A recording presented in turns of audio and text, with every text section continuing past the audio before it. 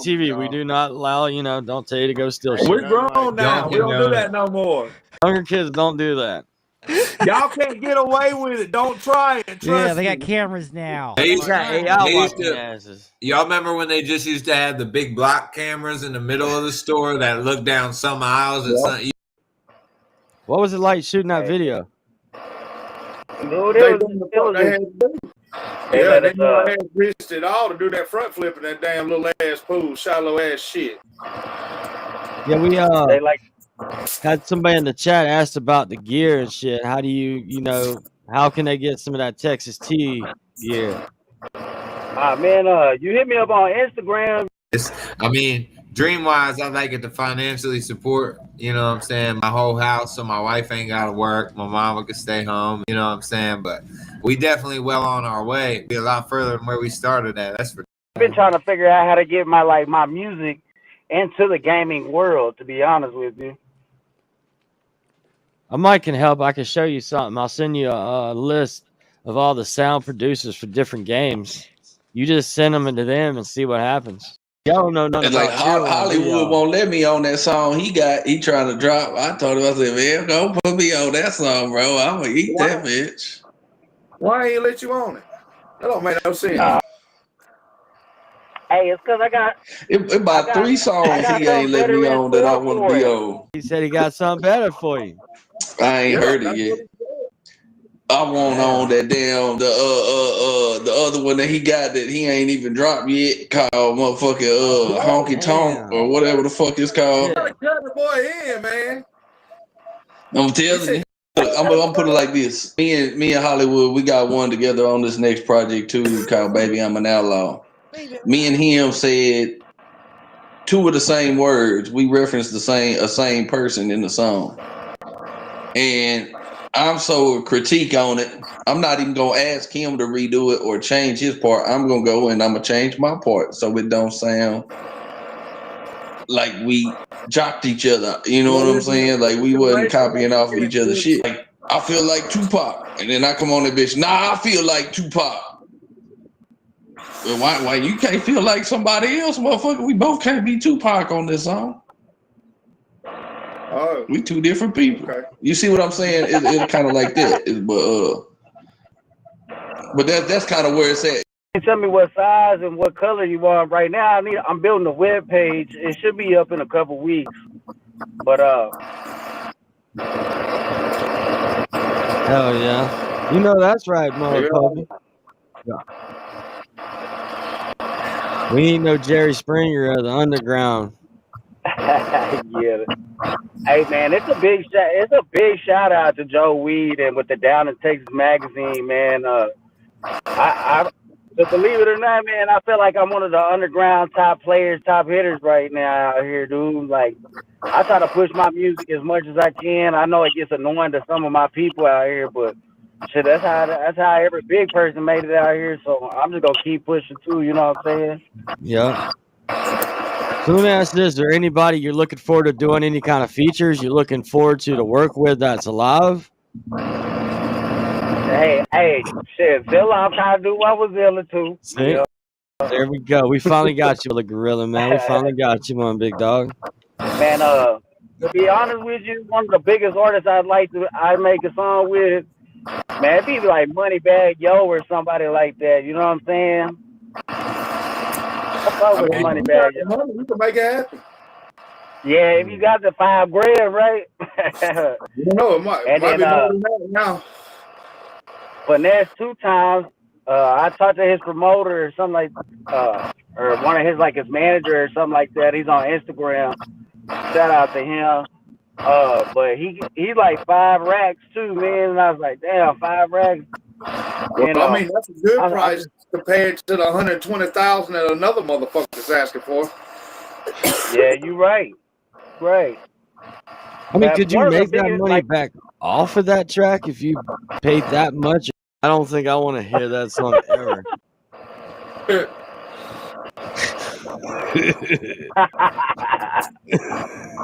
Man, after I seen some of them videos from Biggie and Tupac doing something, I can't get jiggy with that shit no more, man. You wasn't finna go out on a limb and say it like that, but there was a lot of controversial lyrics, especially in the Biggie Smalls albums, about them bumping into butt, throwing them over the bridge and shit. And like, I didn't really, pay attention to that shit when I was younger, because I was just bumping the singles. But as I got older and started dissecting these people's catalogs and listening all the way through and becoming a lyricist, and catching things that normal people don't catch because it registers in my brain, I found a lot of shit that made me not proud to listen to them. And I hate to say this, but there's a couple DMX songs like that too. I don't think I want to hear that song ever. I mean, I might have heard some few, but I passed over it because I don't even want to. No.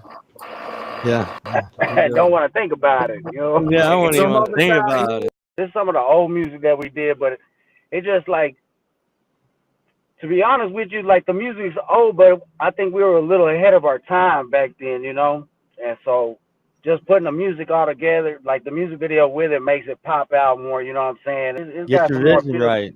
You got a vision you put into it, you know what I mean? Anytime you could take a horrible song and put a great video, man, that shit looks like great. But your music with a vision, man, like that one, man. It's probably on some sweaty balls, and you ain't complaining about that. Shut up. You're smoking stuff too. You ever smoked a cigarette? Any of y'all ever smoked a cigarette in jail? Negative. So you want to give everybody the exclusive music video that Leptv.Live's got? Oh, yeah, man. I sent Leptv an exclusive to Texas T video right now. I ain't showing nobody. This is the first to be out live for everybody to see on Leptv, because I give Leptv the exclusive rights to show this, man. I appreciate y'all for the interview. Hey, Chicago West, appreciate you for enjoying the show. Thanks for tapping in. You're going to get to see it first. Texas T with Big T, with a special guest in the video from Cool Whip. He used to rap with Jelly Roll. They were called the Duke Boys.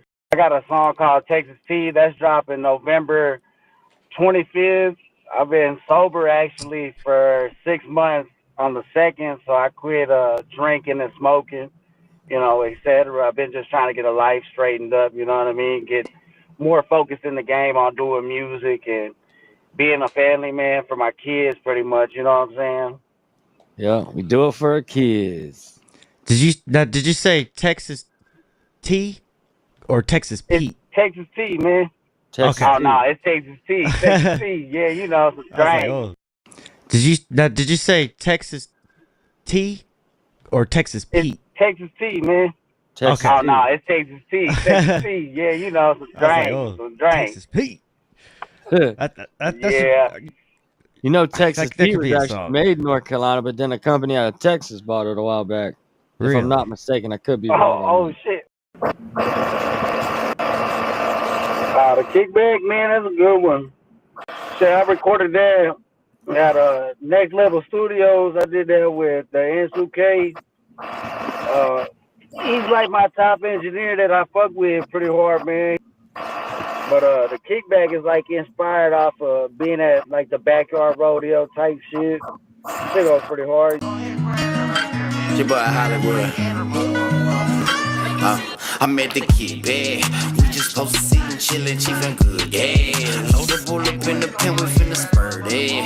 Grab the rope and set the flanker, we gon' spread that. And let me tap that. I think you should push that track hard. Yeah. That's clean. Ain't no song an old song. I know you think it's old, but it ain't old. Yeah. Rebrand that shit. Push that shit, man. That's a good sound right there. Ain't no reason why that should be on no country rap playlist right now, like without all the other shit. Joker show, just because you think it's old, the next man might think that's the tightest shit he ever heard. That song right there tighter than Turtle Puss, and that shit's waterproof. Damn. Hey, like that Texas T song, bro, that video, that song's 2 years old. Now that's what I'm pushing right now. We're trying to. I like to close it out with the Texas T. You feel me? It's a big T in Hollywood production, baby. Double cup of that purple stuff, call my drink that Texas tea. Only need about 2 or 3, that purple, yellow, red, or the green. Prevent the scene, that's all I need. Cup full of that muddy, bro. I'm cutting corners, I'm swinging slow. The double cup of that purple stuff, call my drink that Texas tea. Only need about 2 or 3, that purple, yellow, red, or the green. Prevent the scene, that's all I need. Cup full of that muddy, bro. I'm cutting corners, I'm swinging. Got that double cup of that purple stuff, call my drink that Texas tea. Only need about 2 or 3, that purple, yellow, red, or the green. Prevent the scene, that's all I need. Cup full of that muddy, bro. I'm cutting corners, I'm swinging slow. The double cup of that purple stuff, call my drink that Texas tea. Only need about 2 or 3, that purple, yellow, red, or the green. Prevent the scene, that's all I need. Cup full of that muddy, bro. Cutting corners, I'm swinging slow. Double cup of that purple stuff, call my drink that Texas tea. Only need about 2 or 3, that purple, yellow, red, or the green. Prevent the scene, that's all I need. Cup full of that muddy, bro. I'm cutting corners, I'm swinging slow. Double cup of that purple stuff, call my drink that Texas tea. Only need about 2 or 3, that purple, yellow, red, or the green. Prevent the scene, that's all I need. Cup full of that muddy, bro. I'm cutting corners, I'm swinging slow. I like that motherfucker. That shit was jamming. I'll tell you somebody that a lot of people probably don't even know, that everybody knows the song, but they don't know who they are, and that's Loonies. Y'all know who Loonies is? I mean, I don't. No, you gotta tell me the song. I'm gonna play part of a song from them, just like 15 seconds, and as soon as I play it, no. Give me 10K. As soon as I play it, y'all gonna know what song it is.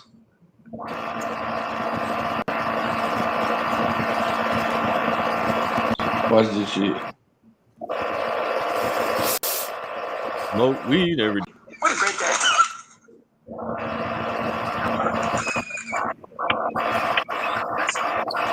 It's somebody I grew up early, like mid to late 90s.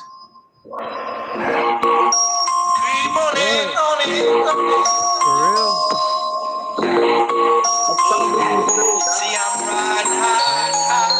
Whoa. Really?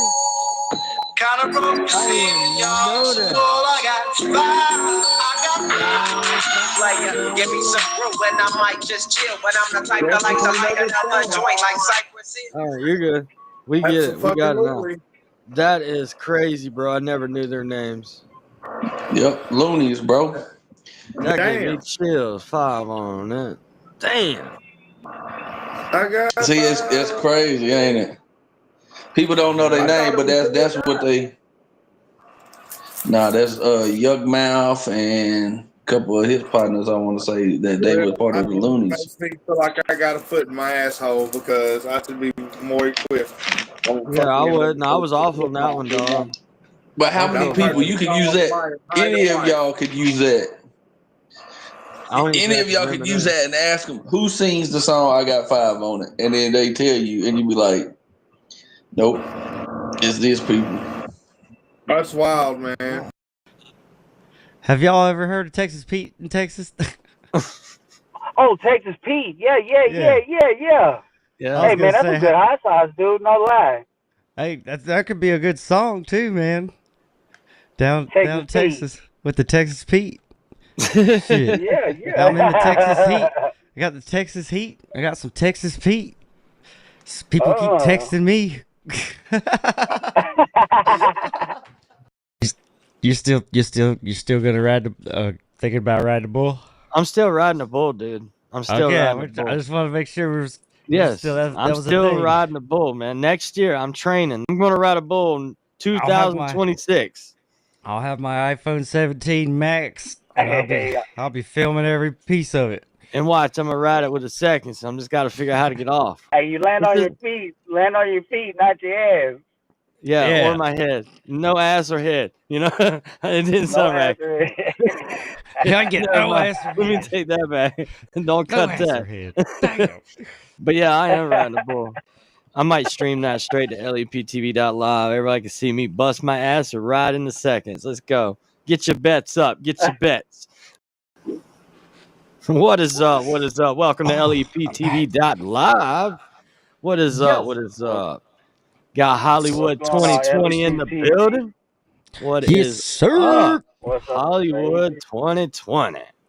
It's good to see you, man. Get your vision right. Good to see y'all, you man. I again. appreciate y'all. Yes, sir. I appreciate y'all inviting me for the show, man. You know it, man. Anytime. North Carolina to Texas love, you know what I mean? What you been up to? Hell yeah. I don't Shit, think he dude. heard you, You know, Kyle. just out here trying to make some music videos, doing. Oh, Y'all heard me? communication. Yeah, you kind of lagging a little bit. It's gonna lose connection again. No. Well, I think we got you now. It looks Yeah. pretty stable. Now you came back. It's because you had your door open. That's not communication. Yeah. Nah, man, I've been chilling, dude. Just trying to drop music videos, getting ready to release stuff at like next month. I got like 5 videos. It's gonna last up until like January. So Damn. Hell yeah. He got a lot lined up. yeah, I do, man. I actually got a song gonna be dropping with the Cornbread Boys. It's gonna be Baby I'm an Outlaw. That's with Levi Dry and Joe Weed. That's gonna be a good song, man. They featured me on their song. That shit's gonna be fire.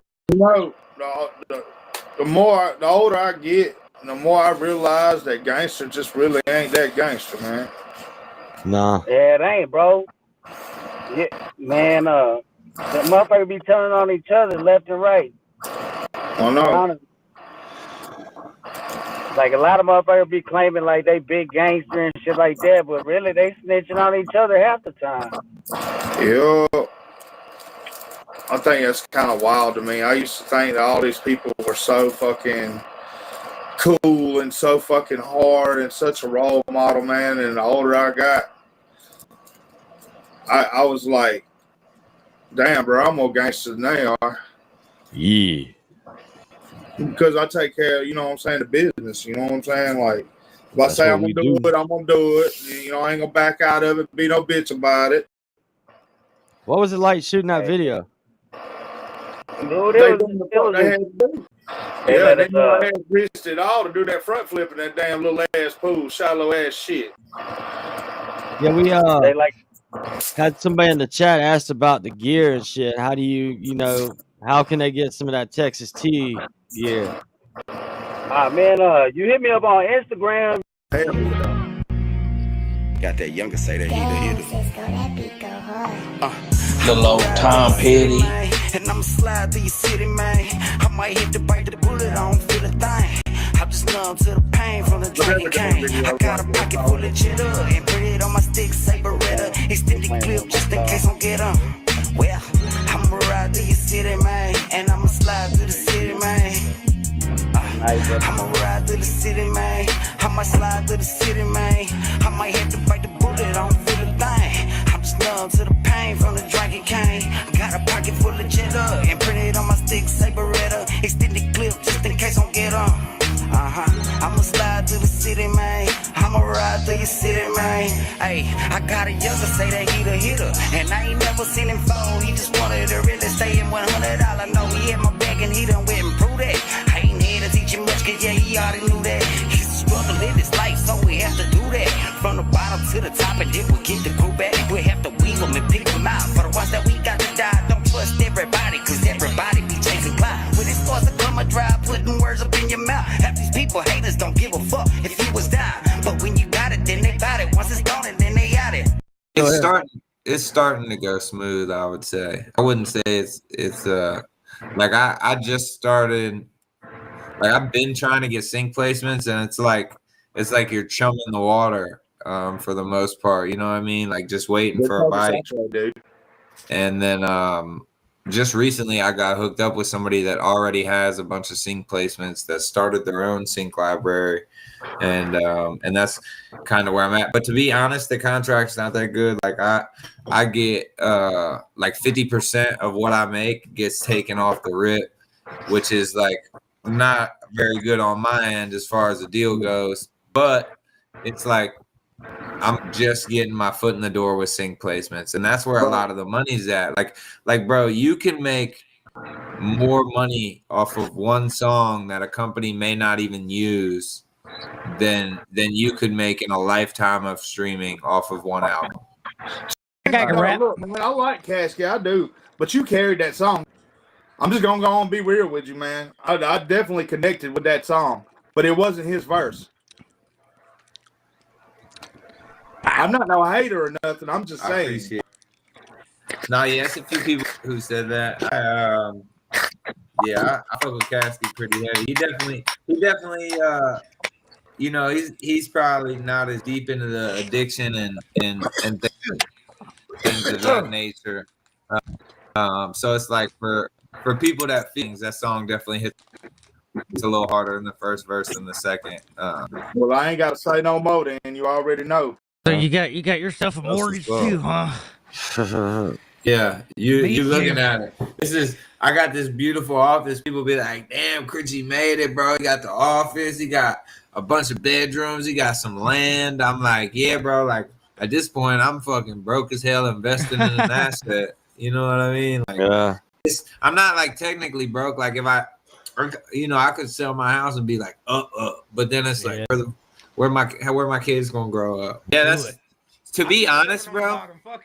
You know what's crazy is I feel like sometimes I feel like I made better music when I had less. You know what I mean? Or it was easier because when you're struggling about something or you're struggling with something, it's so easy to get that pen and paper and write you a solid song because you're genuinely struggling.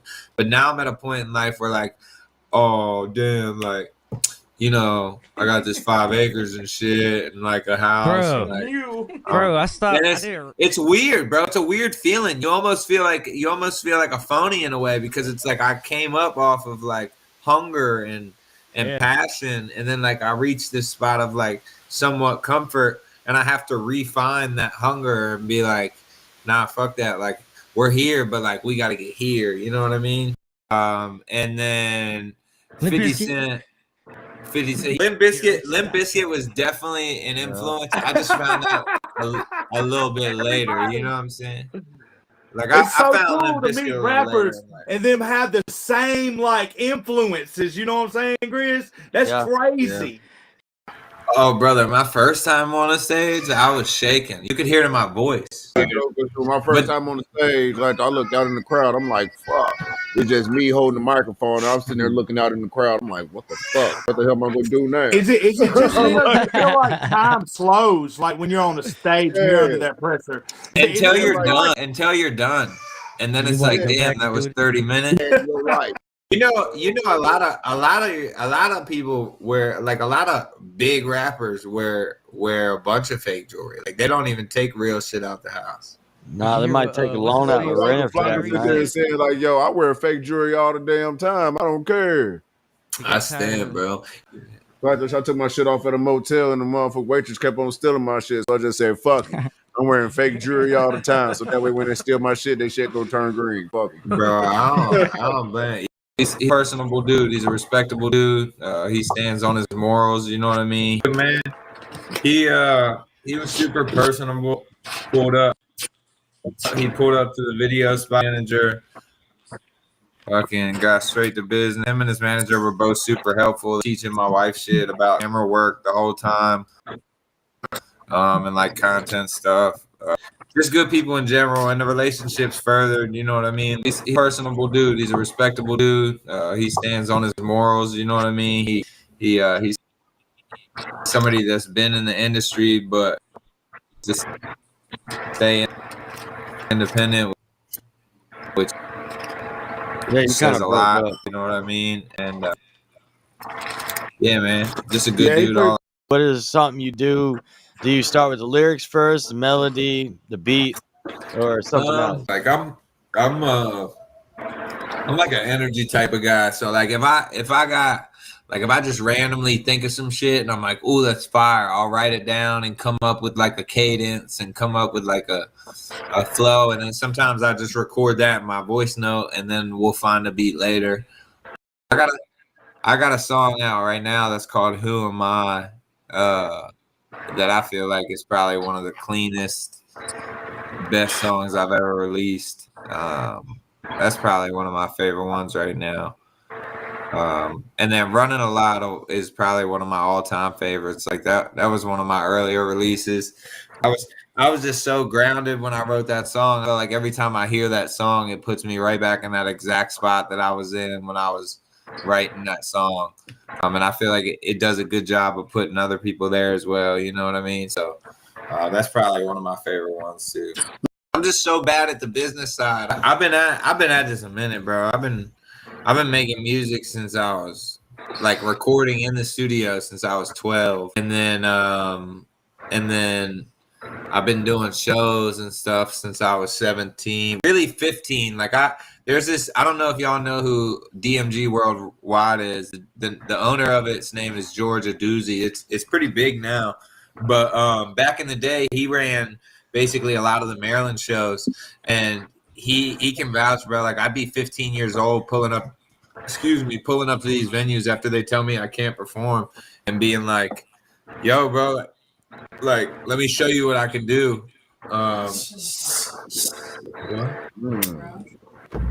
Maybe.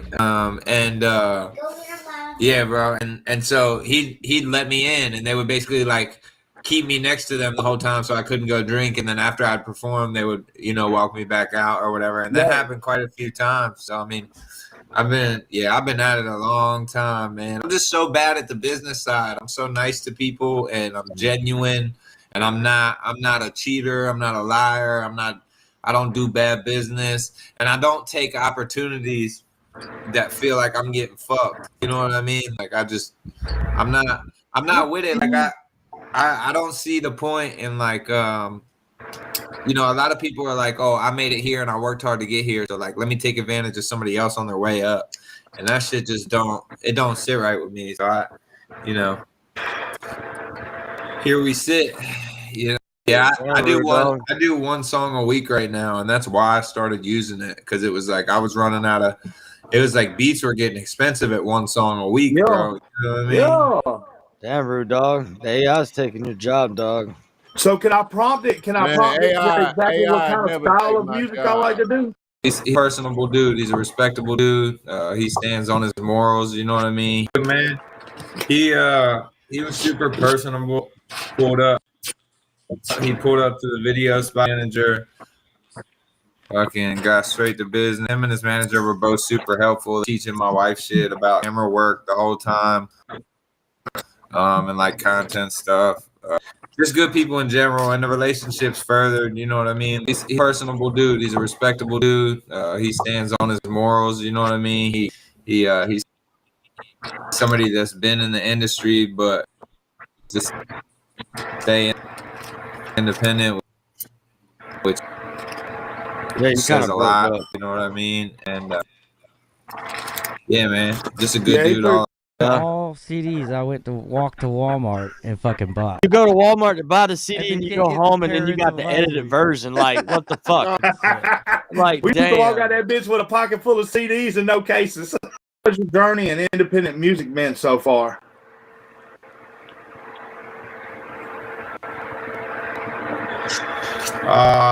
Difficult to say the least. You know what I mean? So Chris, like though, when you get your beat, like though, what is the beat that turns you up? I said, like though, what is the beat that turns you up? Man, I really like that country vibe, bro. It's something about it's just something about it. That's what I was raised in, that type of environment. Really didn't get into the city and start getting into some bullshit till I was a bit older, you know. But I was raised in just like that country environment. Like damn near everybody from where I'm from, unless they're on drugs or doing some dumb shit, is a straight up blue collar worker, man. So it's like, yeah, probably I'm a big fan of like harmonica, big fan of like guitars, especially like acoustic guitars, especially banjos. Seen a fighter get hooked on the pills, then kill both his kids, got a story on Dateline. I cannot wait for no blessing, or wait for myself to fall in this depression. I took all of that compression and turned it into diamonds that I'm possessing. The L's that I took were for lessons, the lessons that I got turned into a message. How I grew up without a father and still I put a man into manifesting. I cannot wait on no blessing. Like boy, I'll be dead if I waited to breathe. The stars all align and connect them. Boy, I'd be blind if I waited to see. All of them years went by and the look in my eyes started changing from all of this pain. And all of the nights that I waited to die in my soul, I know I ain't make it through in vain. Yeah, we are not the same, fucking right, I changed. Always wasn't working for me. Wake up every day, tell myself I'm great. Only my family deserving of me. I ain't never helped another man fall, never brought her with me on my way down.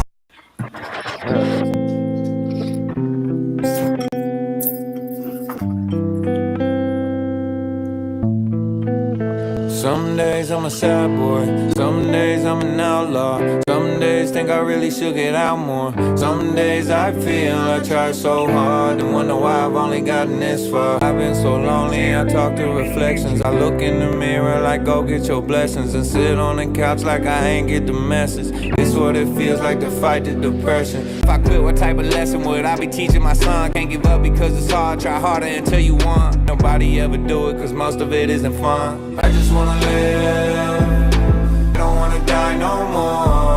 I'm wishing this gift didn't make me cry no more. I bought a house for my kids and my wife, but this music just feel like it's home. I just wanna live, I don't wanna die no more. I'm wishing this gift didn't make me cry no more. I bought a house for my kids and my wife, but this music just feel like it's home. And it's when you start traveling and meeting these people that listen to your music, it's like you start to realize who your fan base actually is versus just seeing numbers on a screen. And it's like, man, getting to meet all those people and hearing their stories and hearing like how I've been able to help them through lyrics and stuff like that was probably the dopest part for me. It'll make you like I've been using it for beats lately. Basically, I'll go on there and be like, I want a beat that's 76 BPM, hip hop 808s, a harmonica, country trap vibe, and it'll in like 2 minutes it'll spit out some shit and be like, here's 2 samples. And then it's like, okay, either you fuck with it or you don't. You can take the stems from it and rearrange it and do whatever you want. The only rule with it is that you have to alter it for it to be legal to use it, right? So like once you put vocals on top of it, you're good type of shit. But you can't just release just what the AI makes as a product to sell. But it blows my mind that you can't release the songs on there and make money off of them, because that's what a lot of big labels are doing. These AI artists, it's AI artists on Spotify with millions of monthly listeners and shit. And then as I got on this tour, I realized as I watched Mercules and I watched Ryan Oakes. Yeah, that ain't how you do it. You know what I mean? Yeah, no, I started realizing it's like, and Caskey even mentioned it to me. Like the only reason you're even on that stage is because of the people in the crowd. You're there for them. And so it's like when you do song after song after song, you leave no room for interaction. And at the end of the day, the interaction with the crowd is what's memorable about one of your shows, right? And just guarantee safety. But it's like, man, I always tell myself, like, what would I be showing my son and my daughter if I put all they're gonna grow up and see all this work that I put in, this legacy that I'm leaving already, and then they're gonna ask me a question like, well, why'd you stop? Well, every kid asks, you know what I'm saying? I want to do it. Like, yeah, they want to do it. More like a why'd you stop? Like that's what they would ask. You know, that's what I would ask. Like my dad, if it was this situation, I get asked like, that all the time. And that's what I mean. And it's like I don't ever want to give them the answer and be like, you know, I just because I didn't have the energy. I was taking care of y'all. Everybody we have had on this show had said something about Kid Rock. Hey, what was your early musical influence? Honestly, bro, people be tripping when I say it, but like the first music I ever listened to, I don't know. I know Kid Rock was probably like the first. Why does this name keep coming up? It's crazy. Everybody we have had on this show had said something about Kid Rock. It's one of my influences as well. Bro, I mean, he's an absolute legend, but There you yeah, go. I think he, yeah, my dad had the CDs. The one had the one middle finger on it, and then the other had And the the two other one middle had the fingers on it. doubles, you know, like Yeah, Devil Without a Cause, and then the Cocky album. Yeah, Yep. bro. So my dad had those when I was a kid, and I'd always steal them while he was out cutting the Masterpieces, grass, and just like I cranked that shit all the way I up. still listen to it today, and I can still appreciate it, man. Those records right there are masterpieces. Classics. And then Limp 50 Bizkit. Cent. 50 Cent. Yeah, I did. Die Fine. Gotta have Hell Yeah, facts. Yeah, everybody. yeah. Gotta Get have rich or that die Get trying. Rich. Limp Bizkit was definitely an influence. I just found out a little bit later. You know what I'm saying? Like It's so I found cool Limp to Bizkit meet a little rappers later. and them have the same like influences. You know what I'm saying, Grizz? That's crazy. You know what? I didn't even what have the same reminds me influence. of? That's wild. When you say Kid Rock, Limp Bizkit, and maybe I think it was Linkin Park. All CDs I went to walk to Walmart and fucking bought. Papa Roach, the Infest album. Oh yeah, I hated it. You go to Walmart to buy the CD and you go home and then you got the edited version. Like, what the fuck? I got the editing version. Walmart still about CDs shit. Like, we used to walk out damn. that bitch with a pocket full of CDs and no cases. Man, I swear to God. Disclaimer for LEPTV. We do not allow, don't tell you to go steal shit. We're grown now. We don't do that no more. Yeah, man. Younger kids don't do that. Y'all can't get away with it. Don't try it. Yeah, they got cameras now.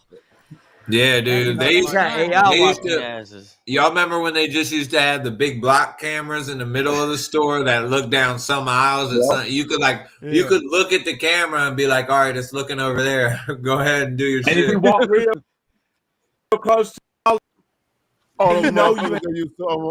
you in the blank zone. You know what I'm saying? You're in the blind spot. Yeah, bro.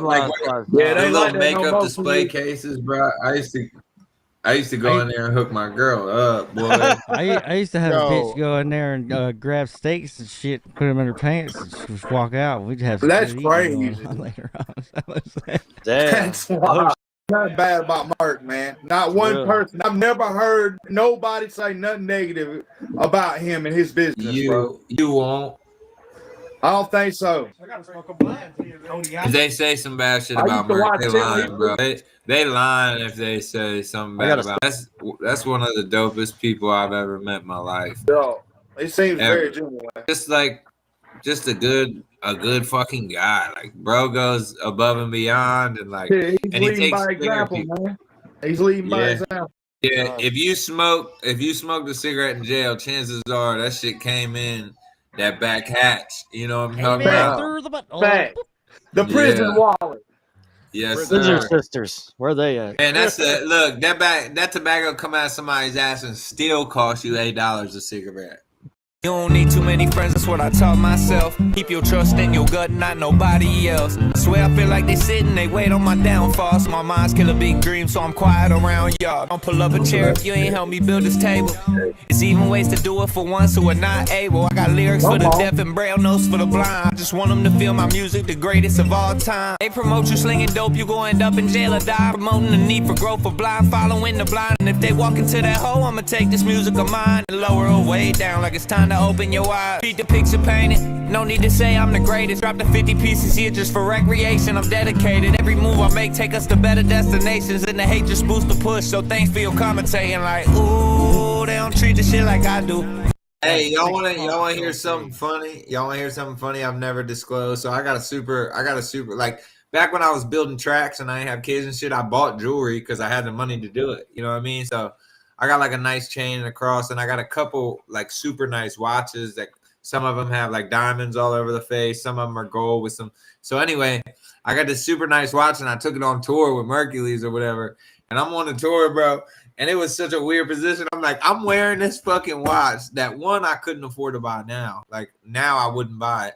And two, this bitch is dead. That bitch has been dead from the first tour date all the way through the tour. I ain't got one time put a fucking battery in that joint.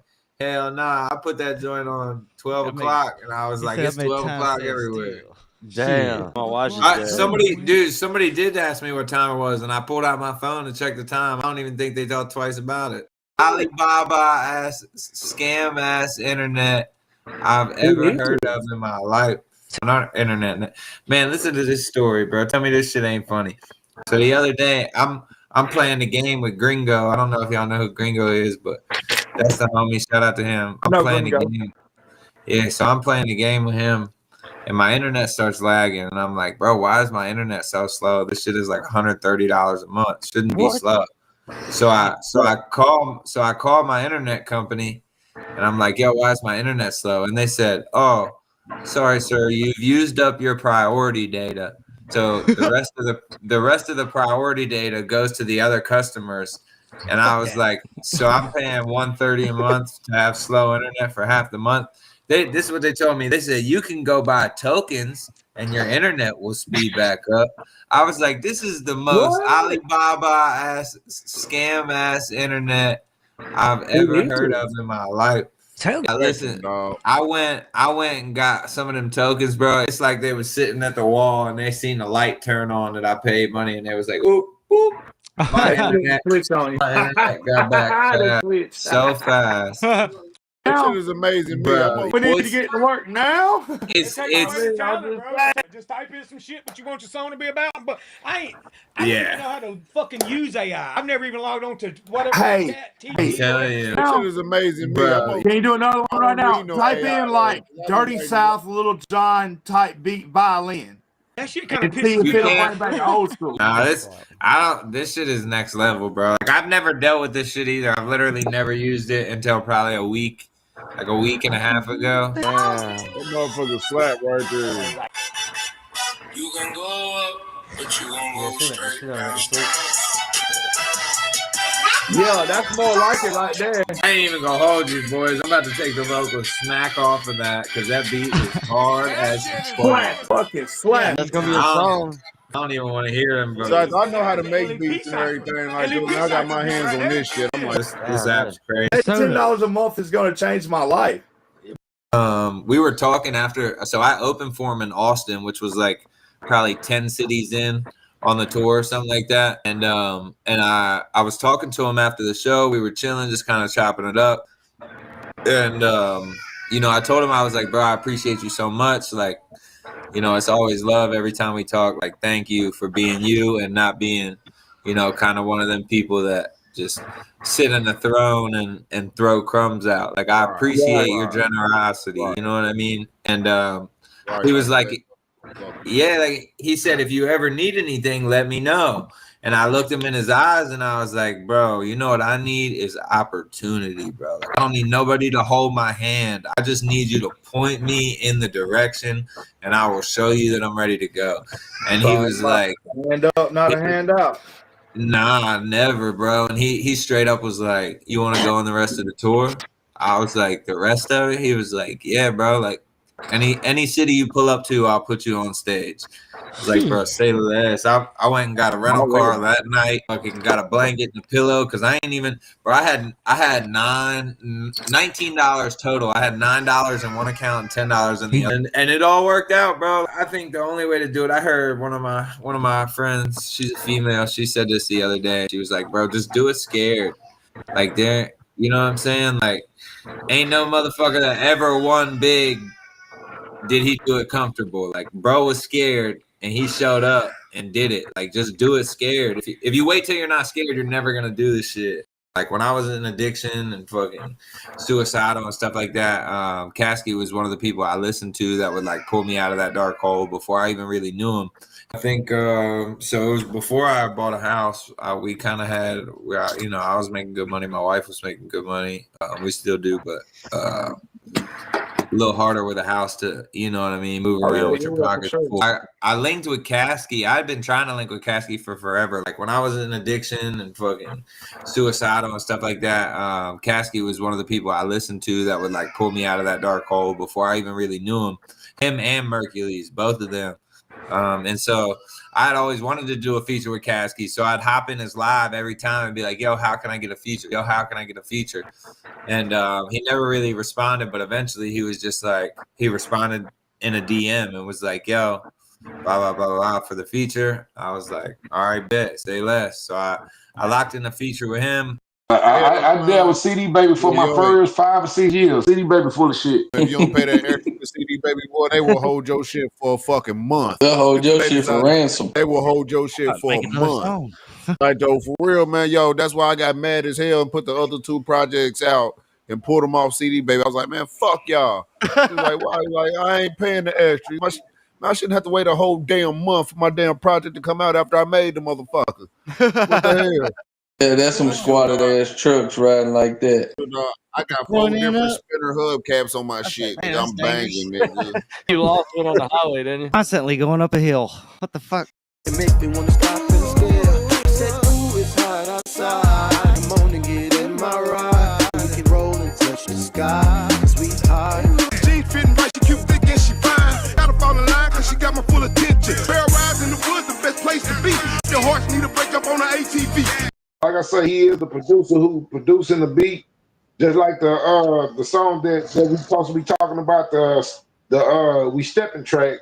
He produced this track also. It's a trail ride track. You know what I'm saying? I did a trail ride song with a dance to it. So I had to step into another lane just to show my diversity on how versatile I could be. And I'm not just a one track mad rapper. I don't stay in that one lane. So, that was one of the first songs to break me back into the house was the Hold Up Big Watts that I did for Joe Weed on the hook. Hey, see, for all the Joe hard work, I slid him in on the Fish House project. I got him in on that Hold Up Big Watts with GT Garza. I did a song with him and GT Garza for Watts. So, that was one of the first songs to break me back into the house. Was the Hold Up Big Watts that I did for Joe Weed on the hook. So, a favor for a favor. You look out for me, I look out for him type shit. You really a musician that he got it from is in his DNA. Like he was anointed with a gift to produce like he produced. So, that was one of the first songs to break me back into the house. Was the Hold Up Big Watts that I did for Joe Weed on the hook. Hey, see, for all the Joe hard work, I slid him in on the Fish House project.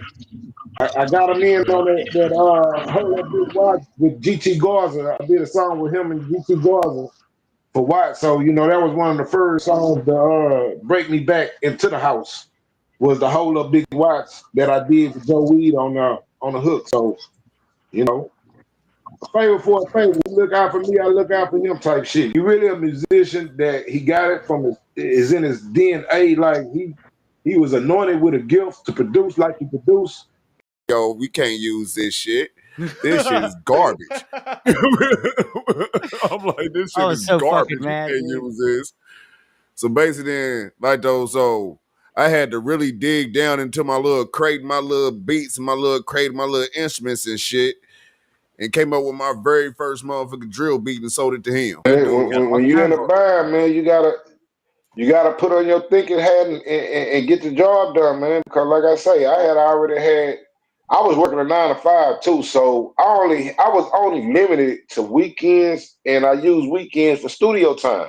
Like Monday through Friday, I'm not even thinking about studio because I got a job. But if it wasn't for no money for no feature, it's not nothing that's beneficial for me to go to the studio right now. I only dedicated my time to the weekend. Like I say, that was the best thing that he could have ever done. Because to this day, I would never, ever in my life sponsor another track from this man. And now I'm going ballistic. I'm trying to ring up the producer. I'm trying to call, and the nigga not answering the phone call. So what is my next move? You gotta move. You gotta think fast and move quick. Like I say, that was the best thing that he could have ever done. Because to this day, I would never, ever in my life sponsor another track from this man. He can't never get me to buy another track ever again in life. I don't even want a track that was for free from the man.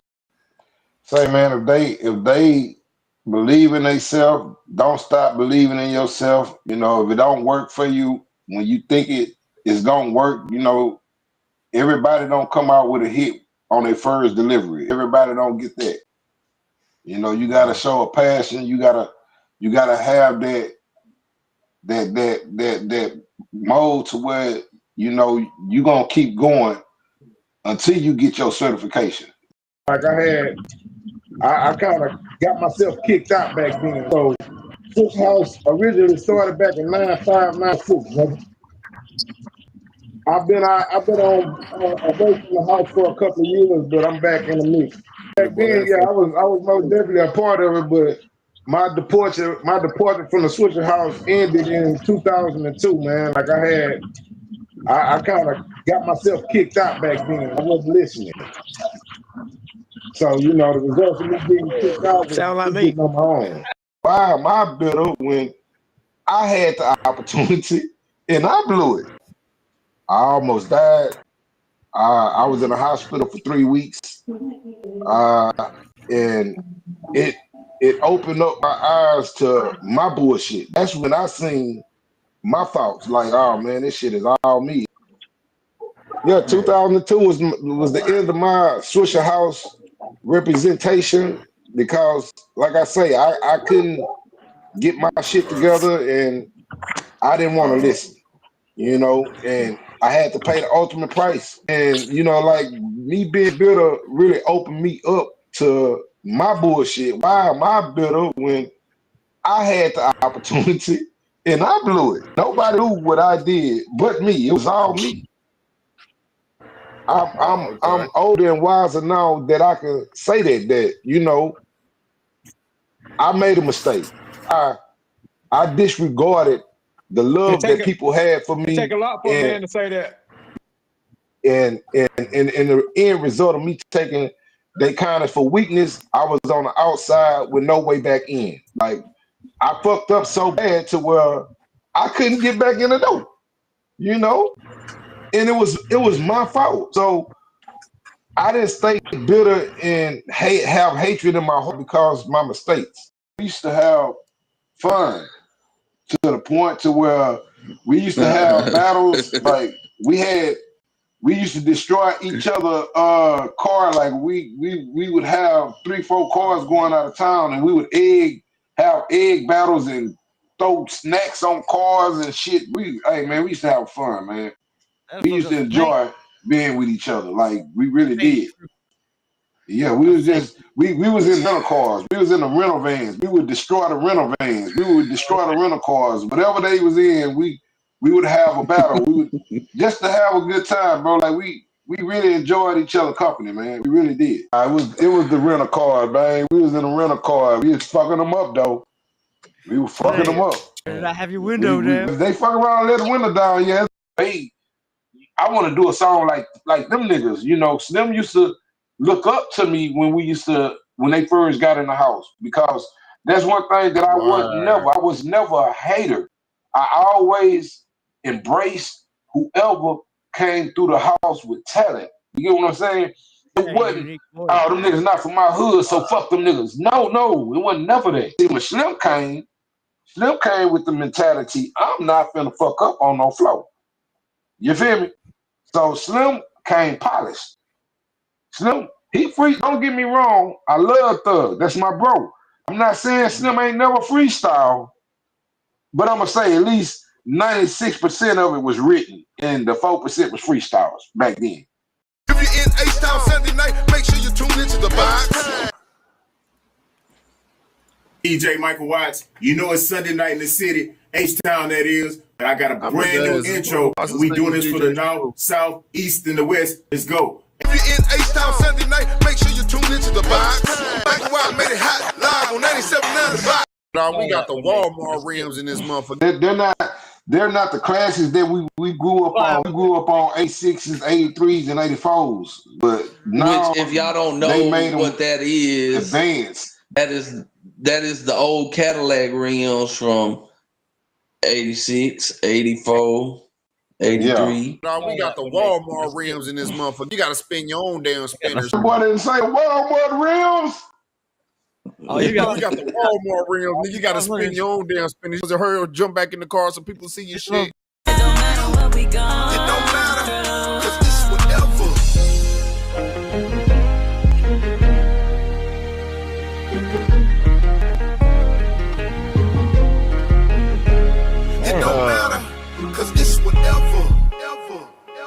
Don't you just love somebody who can sing?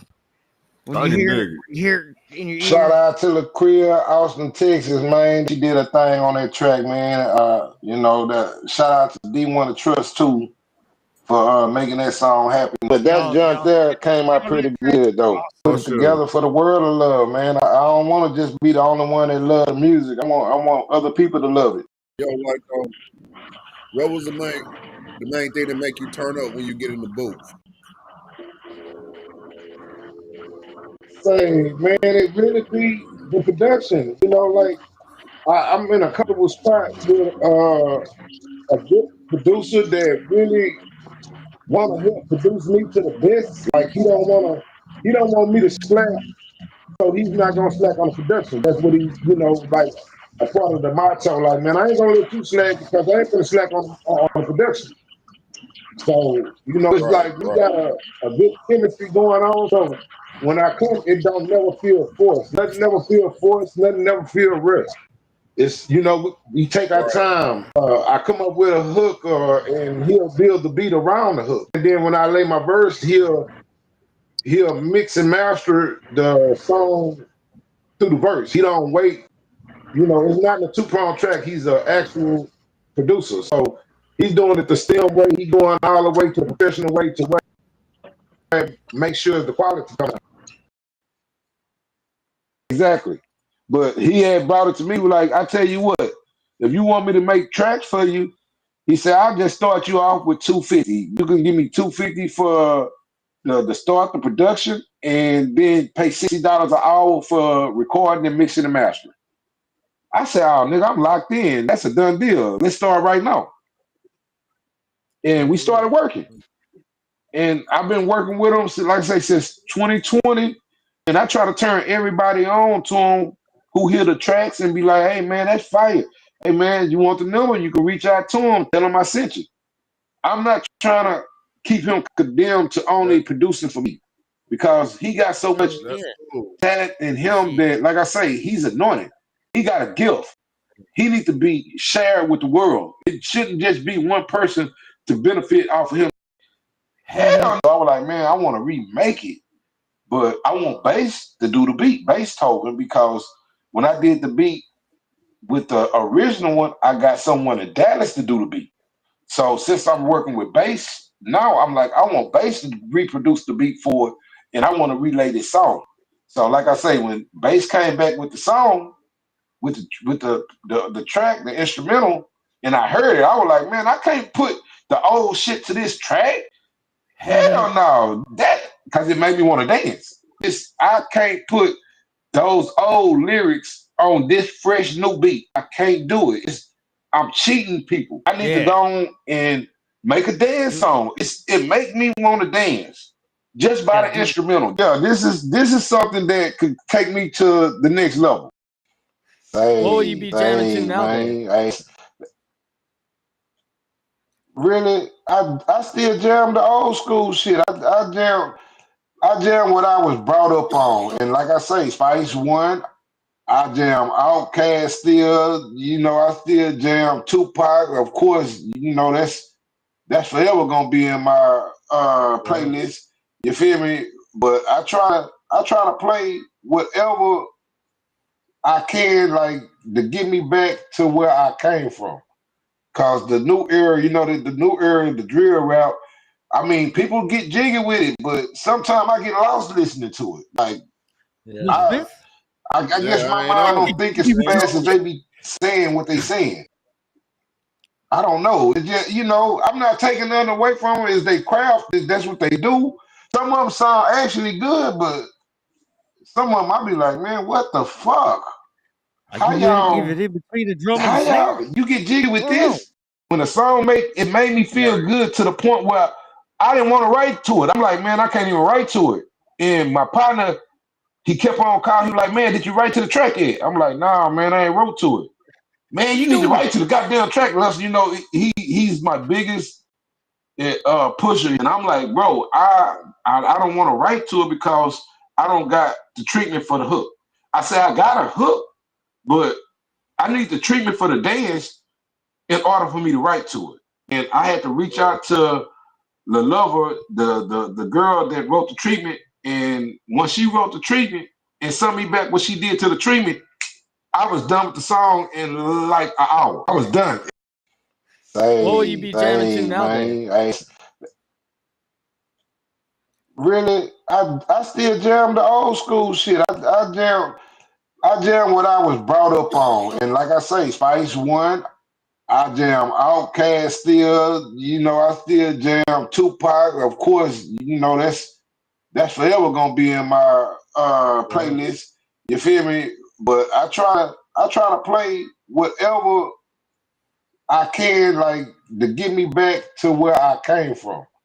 Cause the new era, you know, the new era, the drill rap. I mean, people get jiggy with it, but sometimes I get lost listening to it. Like, I guess my mind don't think as fast as they be saying what they saying. I don't know. It just, you know, I'm not taking nothing away from it. Is they craft? That's what they do. Some of them sound actually good, but some of them I be like, man, what the fuck? How y'all? Give it in between the drum and How the snare. y'all? You get jiggy with this?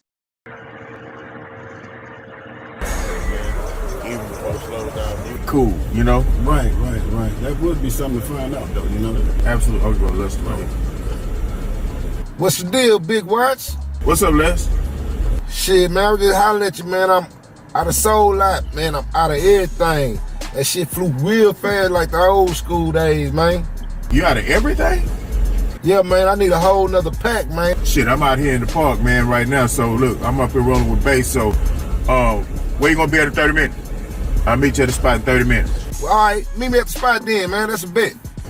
All right, bet. Let's run it. I don't care syndrome. I didn't want to listen. I wanted to do what I wanted to do, and, you know, consequences came about and decisions was made. And when new management came in, you know, when new management say shit changing, you know what that means. Bullshit is over and past. Now it's some new shit on. So if you ain't gonna get on what the new management say you need to get on, you got a free walking pass. You can get the fuck on, you know, basically. And back then, you know, when I got kicked out, man, I was going through emotion. My brother got killed in 9/8, and it really affected the way I looked at a lot of shit and how I viewed music. Like, I didn't give a fuck at one point. I didn't care. I don't care syndrome. And you know, Watts tried to save me before new management came, and I wouldn't listen to Watts. So when new management came, you know, it was an easy decision when I was cursing out everybody, telling everybody to fuck off, and all he wanted me to do was get my shit right so we could, you know, excel to the point where Watts knew that I could be great. But, you know, when you got something that's bothering you and you not seeing the vision like you used to see it, it throws off the whole thing, and it threw off what we was trying to build. And, you know, like, I kept getting in trouble, and Watts was always there to come and get me. So it's like I was getting too comfortable with Watts being in my corner, and new management seen it happening and was telling Watts I was taking advantage. And I didn't look at it like I was taking advantage of him, but I guess it was, I was taking advantage of him. You know what I'm talking about? Don't be in my corner. He would come and rescue me when I go to jail. He would pay my bond, and he would give me, you know what I'm saying? Like, he would give me back straight, and I get out here, put some bread in my pocket, and them niggas didn't, you know, people didn't like that. I was a bully. I bullied. I lost my baby brother. He was 17 when he passed. He was dead for 2 weeks. And it really did something, traumatized me. I think you might just maybe, you know, like wine, age better with time. You know what I'm saying? Hey, man, I appreciate that. I think so too, man. I appreciate that. You might have your best years ahead of you, buddy. You know what I'm saying? Ever since then, like when we met up in person, shit, and we've just been locked in, bro. We was both working on songs, but I ain't never heard of, like, back then, you know, this was, like I say, it's almost like 10 years ago, but it was like you never really heard about somebody from the north side coming to the south side, or vice versa, to the studios and shit. Lester pulled up in a motherfucking limousine at the studio, and with some tracks ever since then. Like when we met up in person, shit, and we've just been locked in, bro. Now hell, I done made 150 damn trips to Houston, and every time I try to go through that motherfucker, except here lately, I've been on the damn full-fledged damn promo runs and shit. So sometimes I can't stop through and link up with him, but shit, it been non-stop since like 2017, 2018. Locking up on Facebook, bro. Just reaching out and like I say, I think it started out like I say, more of like I say, I was looking for features for a project and I seen some of his artwork and I was like, man, I can help you with artwork. But you know, it's always once you chop it up with folks, like you said, it's like shit, he needed more than I even really knew at the time. And then he said, shit, once that bitch got completed and went through, shit, I think he knew that I knew what I was talking about. And that what sealed the deal. That's exactly what sealed the deal. So what mind state are you in now?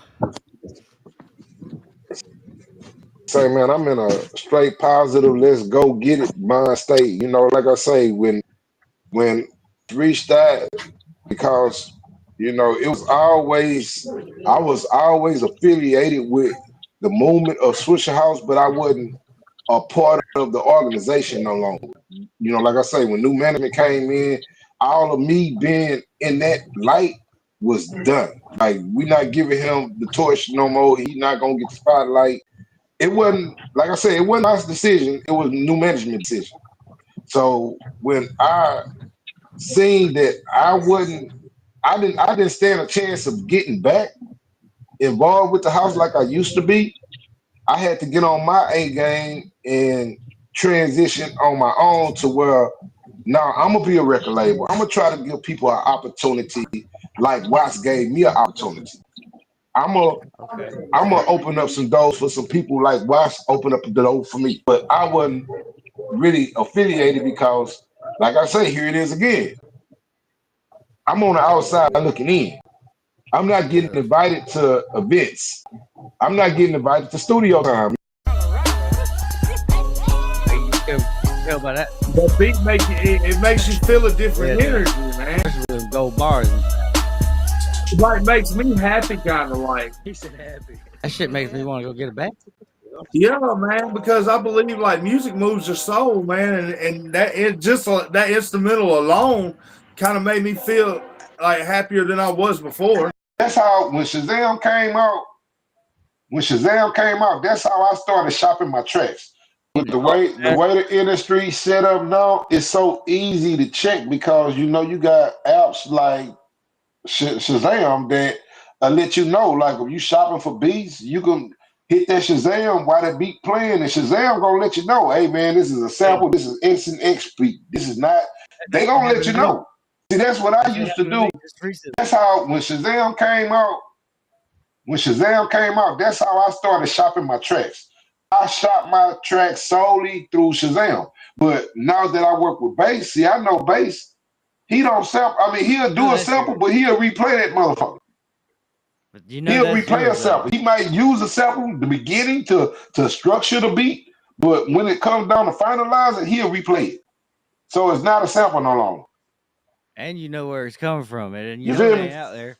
The Swisher House OG back at it, man. I'm back in the house, nigga. That's the Roy. This is the next wave right here. You know, co-signing the whole of Big Watch. Y'all probably already played the whole of Big Watch. Shout out to the chat out there. Y'all been in there, man. Appreciate everybody for tuning in, man. We turned the show out tonight, though. That's what's popping.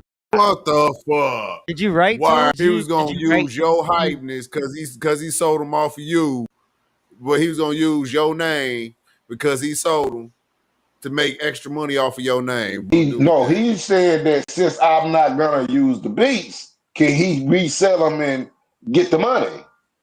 And I'm like, you gonna give me my money back what I spent on it? Yeah, but he didn't want to do that. The nigga started laughing at me on that. Like what the fuck funny, nigga?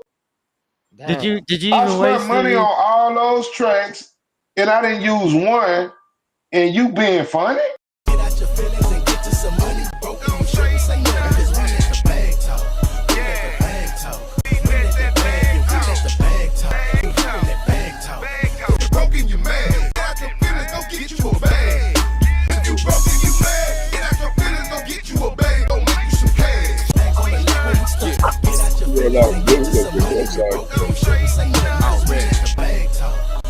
wanted to. I had to because I had my brothers watching me. My brothers was watching everything that I do. I felt as if when my brother got killed, he was trying to get the money like I did. You know, he was trying to live in a fast lane like his big bro when I should have just been solely focusing on music and had him want to be my role model, a role model for me for being a rapper, not being a dope dealer. Yeah. Not being a dope that's fucking all the hoes and, you know, being the talk of the city.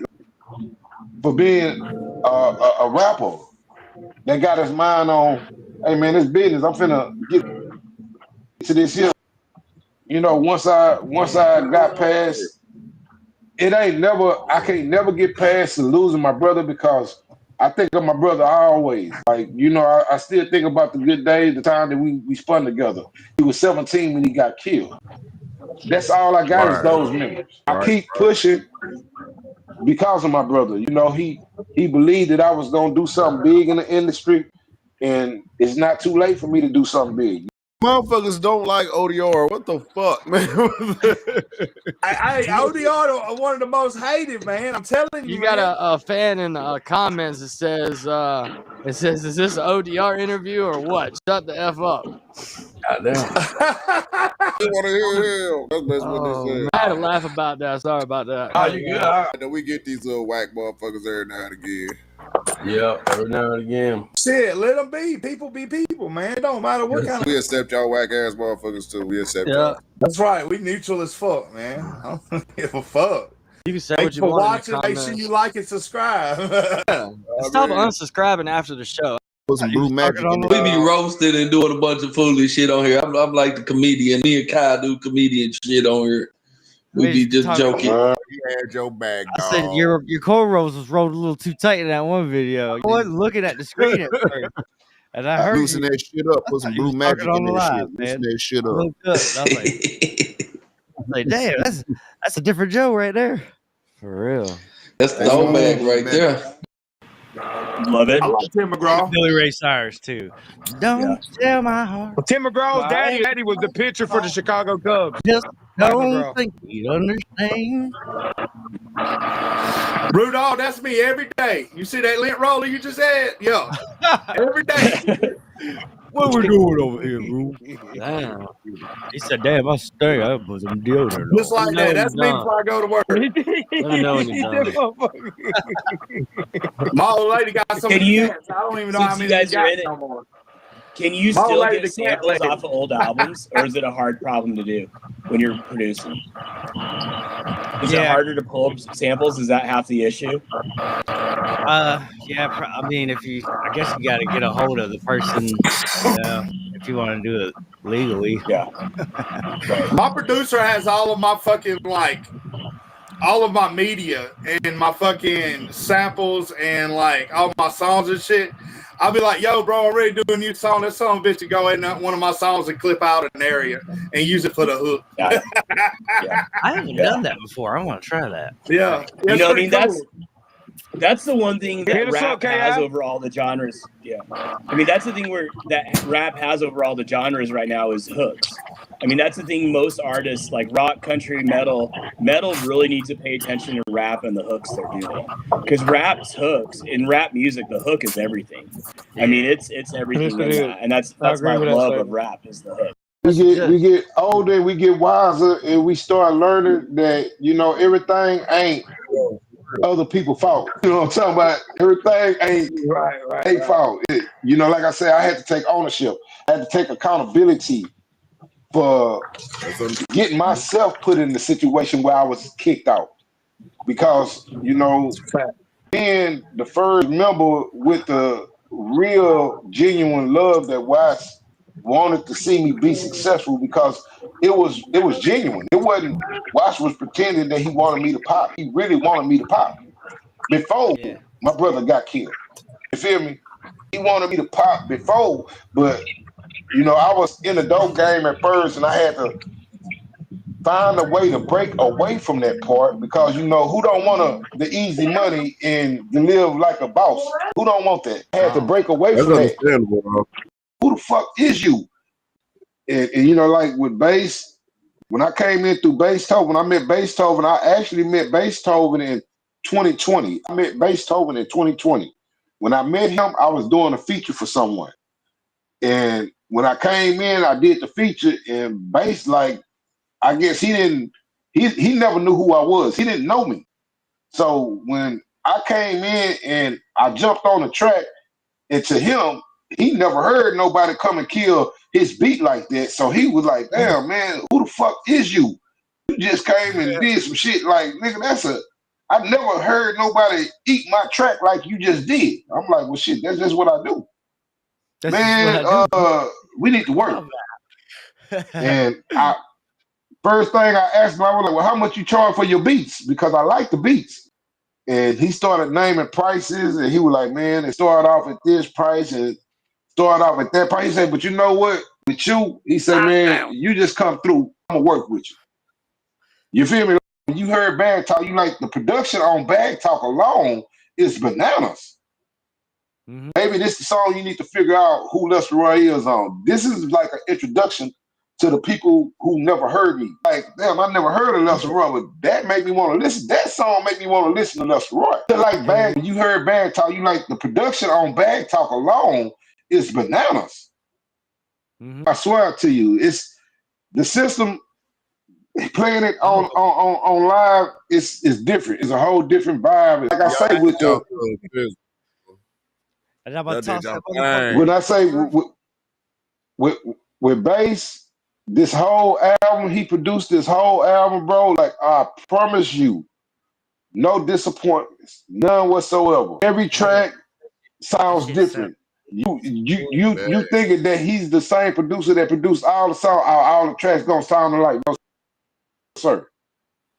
No, you don't quit. You know, like I say, I say that because what I went through, you know, me being the first member of Swisher House, being the first member to get kicked out the Swisher House, and then what did I have after that? What, just quit, lay it down because I'm not with the people in the organization that wanted me to be successful? I'm supposed to quit? No, you don't quit.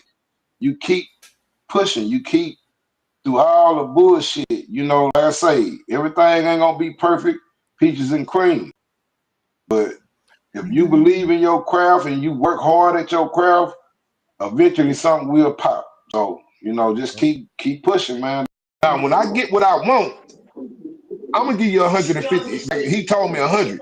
He was like, man, I'll do it for you for 100. I said, if you do what I like, I'm gonna give you $150. He was like, oh, hell yeah, let's do it.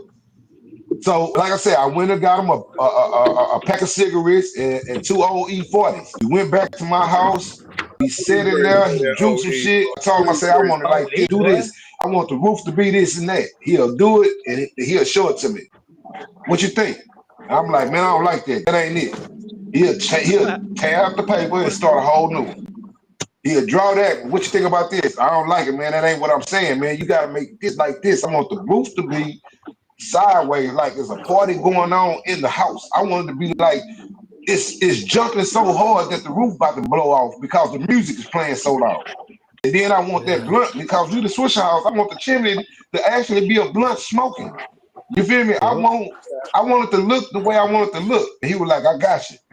We sat in that house for about 5 hours. I'm not gonna bullshit, no lies. 5 hours. I had to go back to the store and get him another 40. He had drunk them 2 40s. He drunk the 2 40s going through the motion. So I went to the store and got him another 40. I came back when I gave him that second 40. When I seen what he had, I was like, that's it, man. Go on and shade that bitch in. Here go your money. He was like, damn, nigga, here go your money. Shade it in. That's it. That's it. So when he shaded in, I went to Watts with the picture. And I say, Watts, this is what I got. Watts looked at it, he was like, oh man, that's lying in the motherfucker. I was, you know, I had to watch my mom bury my baby brother. You know, that's hard. Like I wouldn't wish that upon nobody, my worst enemy, that, you know, they parent got experience burying their sibling. And like I say, when he got killed, police officer that got fired from the force.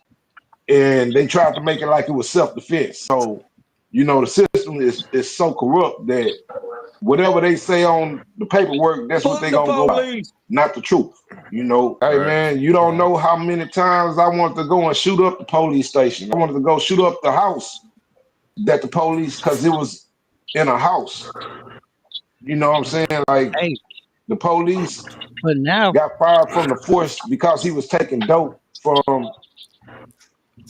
You say what? I said, but now you're back.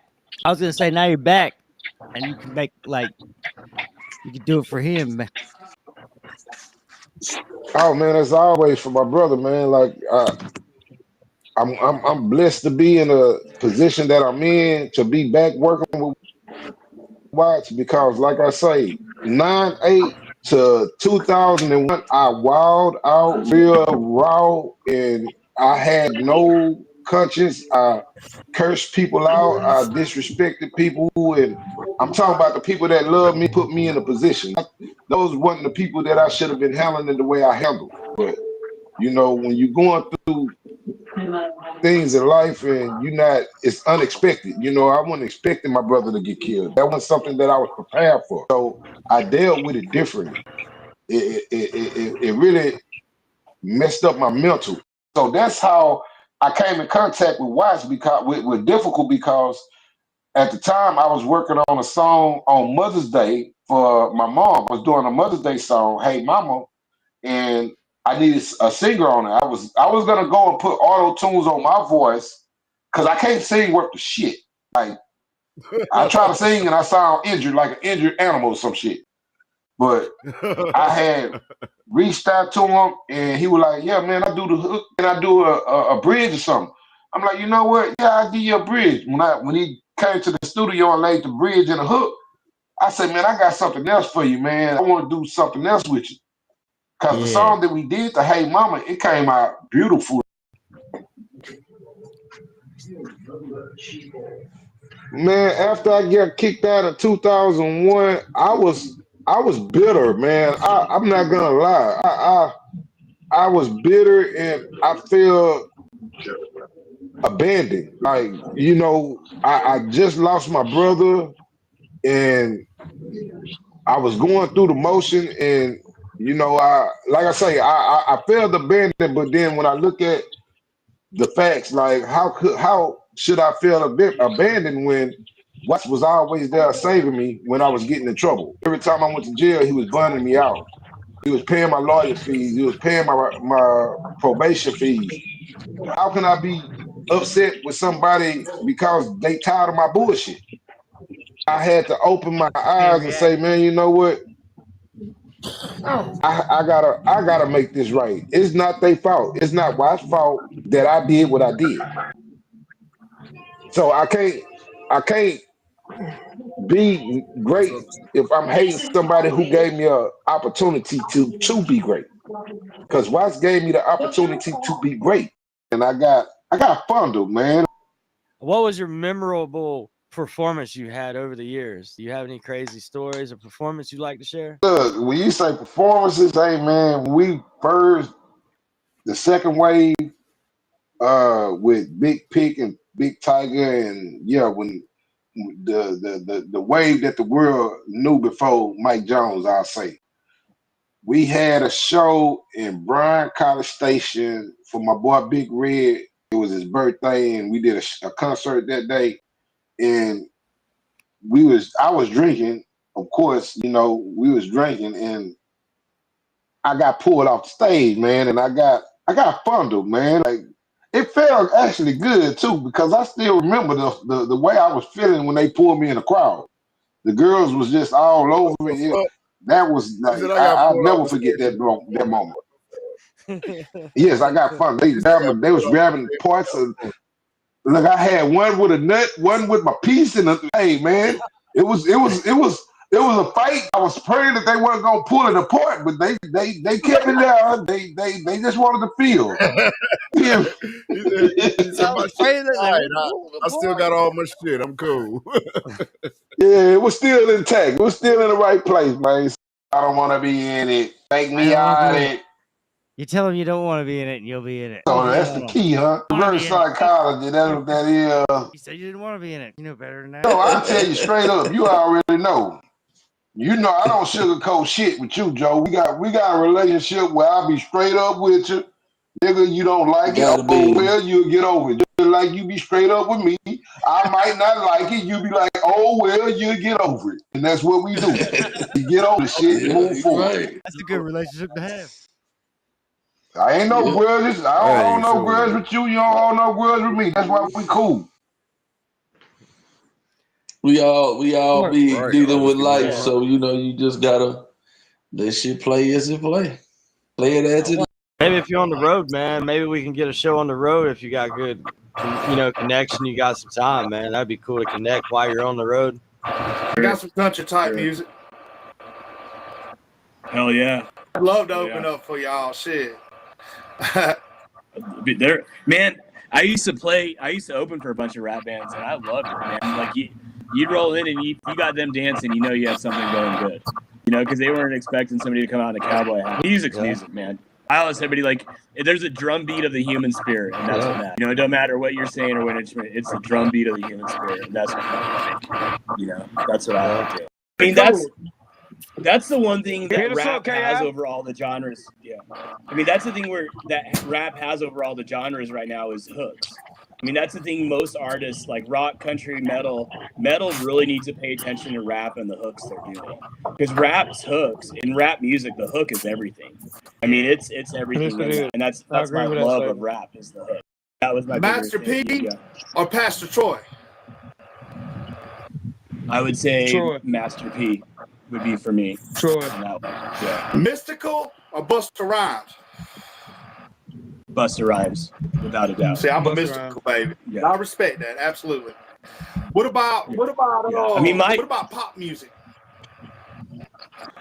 Yeah, man, I'm not that happy of a person. You know, like pop music was a struggle for me. You know, I mean, like, what about emo / punk rock?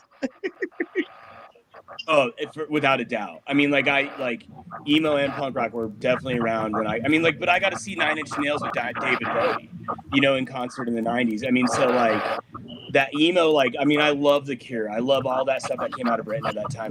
I listened to all these songs. I listened to the Misfits and Breaking Benjamin and shit. You know. Misfits are fantastic. You know what I mean? Black Flag is. How do you feel about alternative rock? I loved it.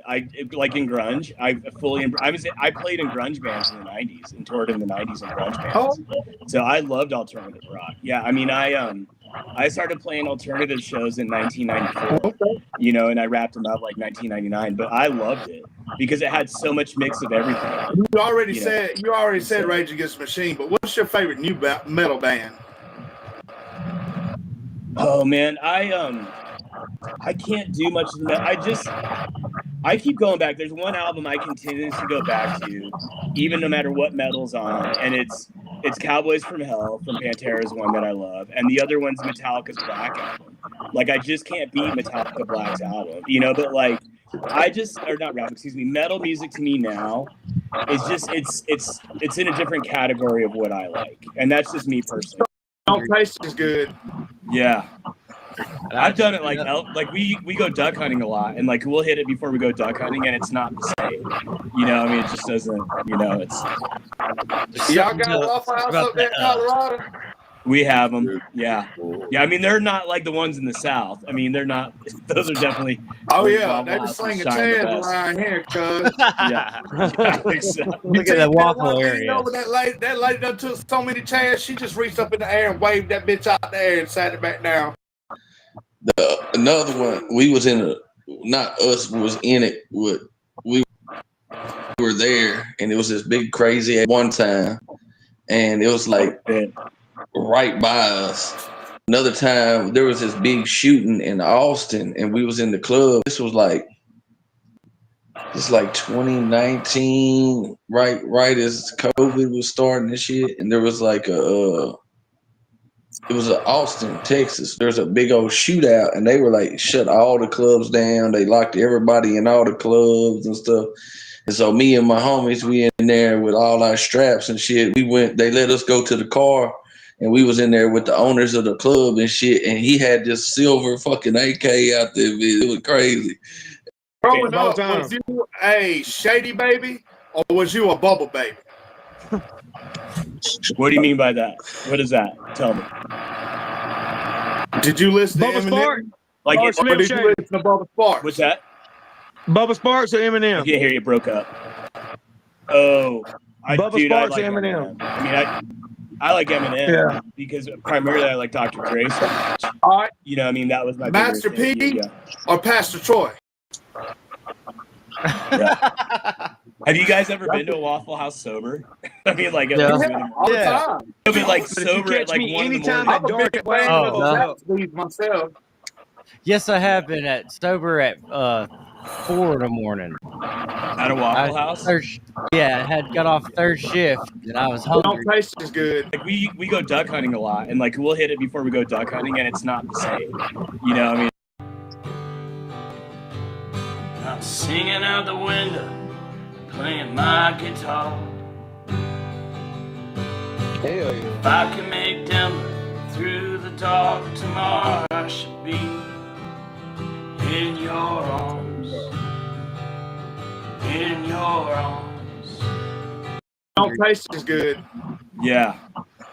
I've done it like we go duck hunting a lot, and like we'll hit it before we go duck hunting, and it's not the same. You know, I mean, it just doesn't. You know, it's. Y'all got a Waffle House up there in Colorado? We have them. Yeah. Yeah. I mean, they're not like the ones in the South. I mean, they're not. Those are definitely. Oh yeah, Waffle they be Houses slinging shine the chairs best. around here, cuz. Yeah. Exactly. Look at that waffle You area. know, that lady done took so many chairs, she just reached up in the air and waved that bitch out there and sat it back down. Do not order biscuits. You'll get crackers. Yeah, that's true. Yeah. Yeah. You're going everywhere looking for a biscuit. You don't call it the biscuit. I don't know what to say about wearing an American flag shirt over there. I think you'd be better off wearing a Texas shirt. No, that's a good. Yeah. Just get some Texas shirts. It's weird, bro, because I talk to a lot of people from overseas. Like they'll hit me up, you know, doing different things. That's how I know. Damn. That's how you know. I only have one huddle house. In the Waffle House. I've never been to a huddle house. What about only one of them? You ever had They got Stoney? French fries. They got French fries there, homie. Yeah. And the Yeah, cigarette cuz. machine. Yeah. Back in the day, you could get the cigarette machine at the Yeah, Panhandle. Yes. You know That's what how I'm you used to talking get about, them. yeah. Had to pull that bitch out to put some money in there and go. The motherfuckers was $1. Yeah. They have an ashtray on every table. Hey, I used to live right down the road from my There's a house. non-smoking section What's the in a huddle house. I can't believe I paid $10 for a pack of cigarettes. This fucking Been drugged through the mud by some people that I love. They stab you in your back and smile in your face and show fake love. I've been thugging since a youngin', I was raised on pop. Kitchen to my surroundings when I was posted on block. They call the cops, I had to shake the spot. Cause I didn't wanna get on lock behind selling some pot. Cause Leroy McDowell Jr. still a hustler.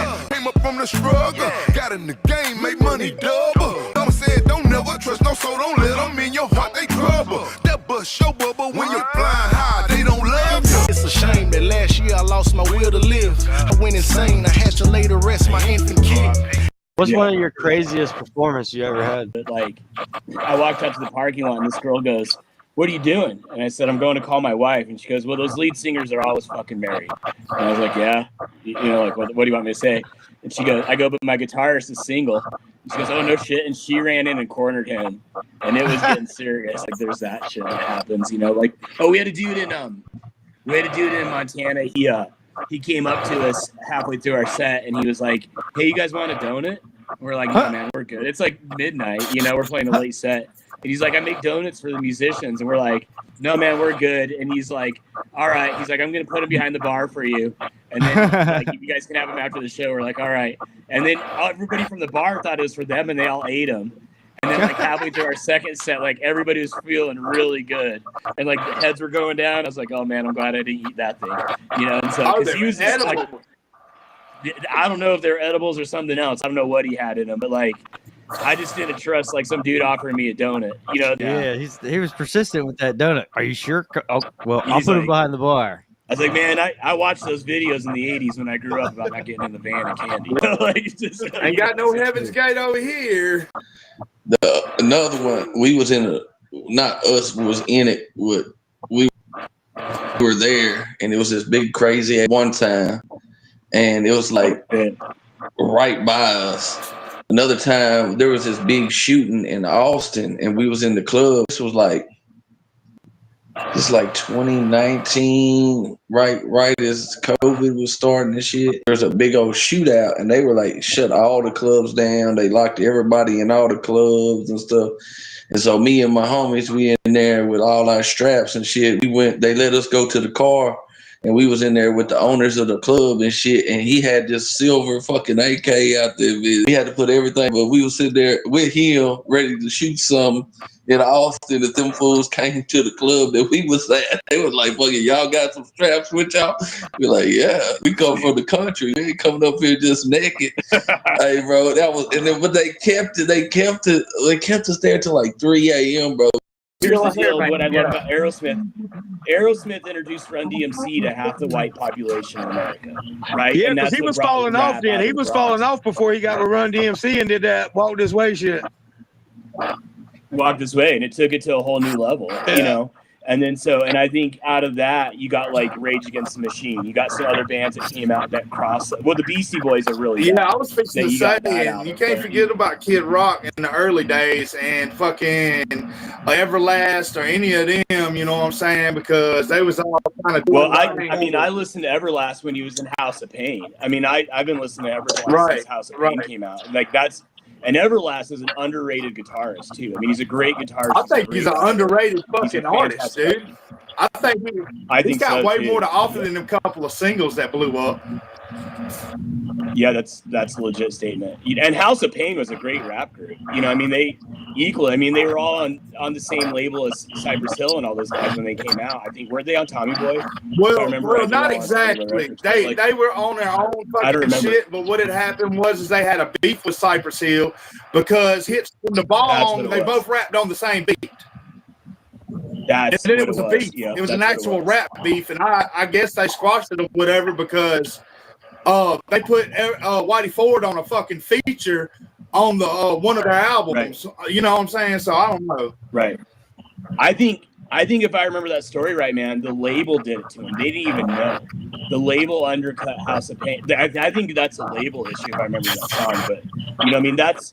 You know, I mean, like for me in the music I listen to, it's all because like I grew up like we could listen to Pearl Jam and then listen to Cypress Hill. Pearl Jam is one of my favorite bands ever.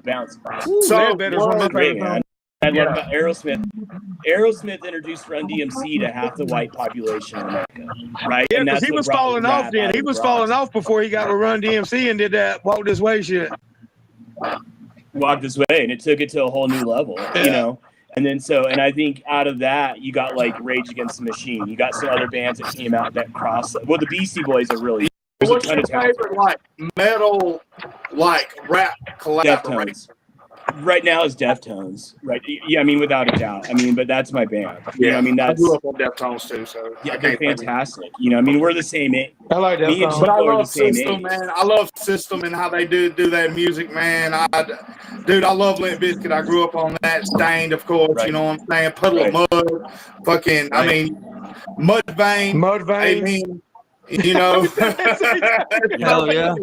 There's so many. That band. Hell yeah. That's my favorite genre is new metal.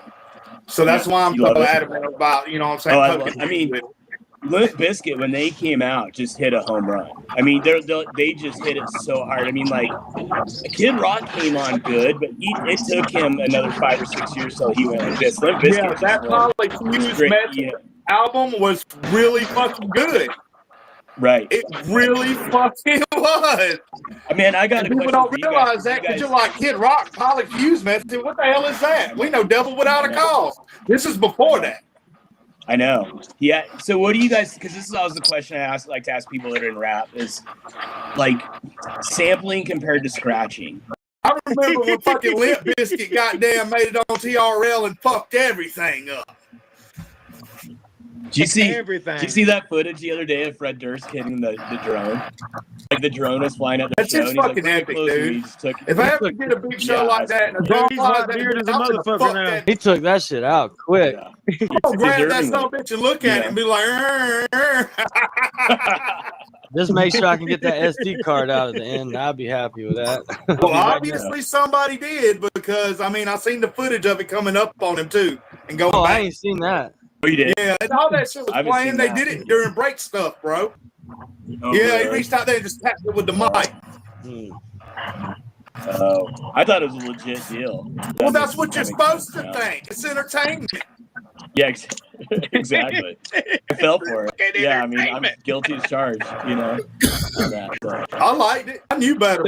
I mean, music was the one thing I could pay attention to. Man, I don't know about you guys, but I hated reading when I was a kid, and I always got in trouble.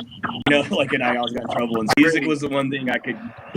Yeah, I mean, music was the one thing I could pay attention to, and I grew up when records were coming out and CDs were coming out that you could read on liner notes, you could read on who produced it, you could read on all that. And like I grew up in a time of music that there was so much great music that if you didn't get into it, I don't know what was the matter with you. You know, I mean, like I literally watched the end of Headbanger music or like Hairspray music, you know, and to grunge kick on.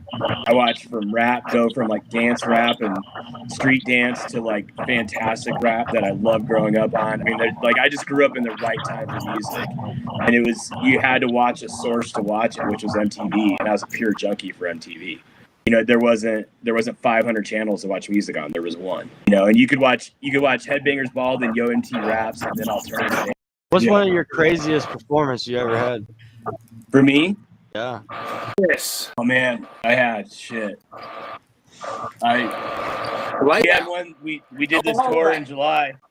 We had this tour in July, and I went out. Like I had a guitarist with me, and it's not that crazy. We're not that wild, but like I walked out to the parking lot, and this girl goes, "What are you doing?" And I said, "I'm going to call my wife." And she goes, "Well, those lead singers are always fucking married." And I was like, "Yeah, you know, like what do you want me to say?" And she goes, "I go, but my guitarist is single." And she goes, "Oh no shit!" And she ran in and cornered him, and it was getting serious. I mean, she was on the hunt for somebody. Like, yeah, she was legit, like gonna get somebody.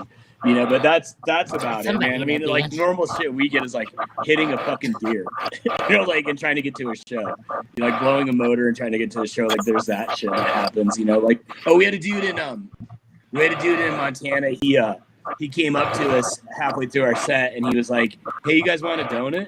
And we're like, "No, man, we're good." It's like midnight, you know. We're playing a late set. And he's like, "I make donuts for the musicians," and we're like, "No, man, we're good." And he's like, "All right." He's like, "I'm gonna put him behind the bar for you, and then like you guys can have him after the show." We're like, "All right." And then everybody from the bar thought it was for them, and they all ate them. And then like halfway through our second set, like everybody was feeling really good, and like the heads were going down. I was like, "Oh man, I'm glad I didn't eat that thing," you know. And so because he was just like, I don't know if they're edibles or something else. I don't know what he had in them, but like. I just didn't trust like some dude offering me a donut. You know, it's like stumbling around. Out of you, bro. Yeah, he was persistent with that donut. Are you sure? Oh, well, I'll put him behind the bar. I was like, man, I watched those videos in the 80s when I grew up about not getting in the van and candy. Yeah. You know, like, just, ain't got no Heaven's Gate over here. I think he's an underrated fucking artist, dude. I think he's got so, way dude. more to offer than a couple of singles that blew up. Yeah, that's a legit statement. And House of Pain was a great rap group. You know, I mean, what had happened was they had a beef with Cypress Hill because Hits from the Bong, they both rapped on the same beat. And then it was a beef. Yeah, it was an actual rap beef, and I guess they squashed it or whatever because they put Whitey Ford on a fucking feature on the one of their albums. Right. You know what I'm saying? So I don't know. Right. I think if I remember that story right, man, the label did it to him. They didn't even know. The label undercut House of Pain. I think that's a label issue if I remember that song. But you know what I mean? All right. You know what I mean? That was my Master P or Pastor Troy? I would say Troy. Master P would be for me. Troy. Yeah. Mystical or Busta Rhymes? Busta Rhymes, without a doubt. See, I'm a mystical baby. So what do you guys? Because this is always the question I like to ask people that are in rap is like sampling compared to scratching. Like, what are your thoughts on it now in rap? Because it seems like those have both gone away in rap in bigger ways now. Can I have both, please? What's that? Yeah, no shit. Can I have both, please? I love scratching and I love sampling. Right. I know. But like, I like to sample my own music. That's what I like to do. I like to get like a little sample and then build a whole new song. Yeah, if you had to choose, I'd probably choose samples. Probably do the samples. My old lady got some of the cats. I don't even know how many guys got are in it no more. Can you My still lady, get samples off of old albums, or is it a hard problem to do when you're producing? Is it harder to pull up samples? Is that half the issue? Yeah. I mean, I guess you got to get a hold of the person if you want to do it legally. Bro, they are key to Texas. It's weird, bro, because I talk to a lot of people from overseas. Like, they'll hit me up, doing different things, especially like since we hit the iTunes charts and from the UK and Australia and all that type, Finland, Sweden, those places. Bro, they are key to Texas. They know Texas. You could ask them to name other states. Oh, they love it. It's like they can name New York, California, maybe Florida, but like you start asking them any other states, they love Texas though. There's something about it, they love Texas and Texans, bro. I don't know. They do, but they don't like America. Like I did a podcast, but they don't like that over there in UK. No, but like they're just fascinated with how much land's in Texas. Fascination. Oh, you can't get over like that. It's that big of a state. I mean, Because all of that's their what I've countries noticed. are like really small. Yeah. their country's the size of Houston. Like, what are your thoughts on it now in rap? Because it seems like those have both gone away in rap in bigger ways now. Can I have both, please? What's that? Yeah, no shit. Can I have both, please? I love scratching and I love sampling. I know. But like, I like to sample my own music. That's what I like to do. I like to get like a little sample and then build a whole new song. Yeah, if you had to choose, I'd probably choose samples. Probably do the samples. It's kind of hard to find anybody to scratch these days. And the only thing that you can get scratched is like this generic ass fucking plugin you have for Pro Tools or whatever. Yeah, so it's not like live like how they used to do it and shit. You know what I'm saying? Right. Because my sampling and scratching I love is when they went like back to that shit. the 50s and 60s, and like Cypress Hill did it.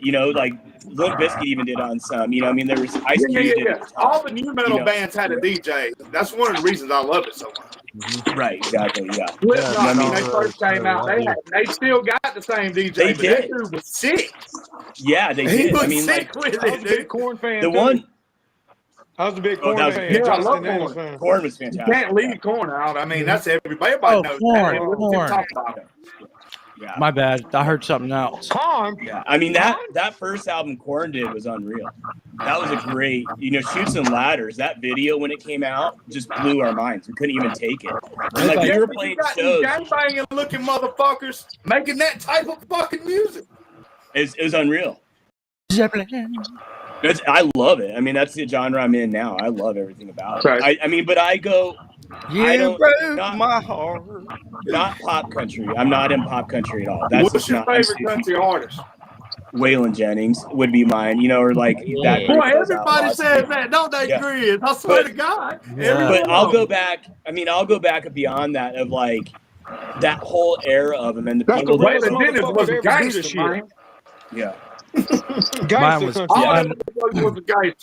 Mine's Tim McGraw. Yeah. And like every show we were playing at that time, because we were touring at that time, like everybody went to Drop D and started playing just like Korn. I mean, it changed. Love Drop D, man. Yeah, I think Deftones started that though. You know what? Well, that goes back to a band called Hum that did that too. Hum is where Deftones came out of. But like it's an interesting but like I think it came out of like I think it goes back to like some Led Zeppelin stuff and some alternative tunings that Jimmy Page did that those guys grabbed. But that Drop D when it came out, Deftones definitely embraced it.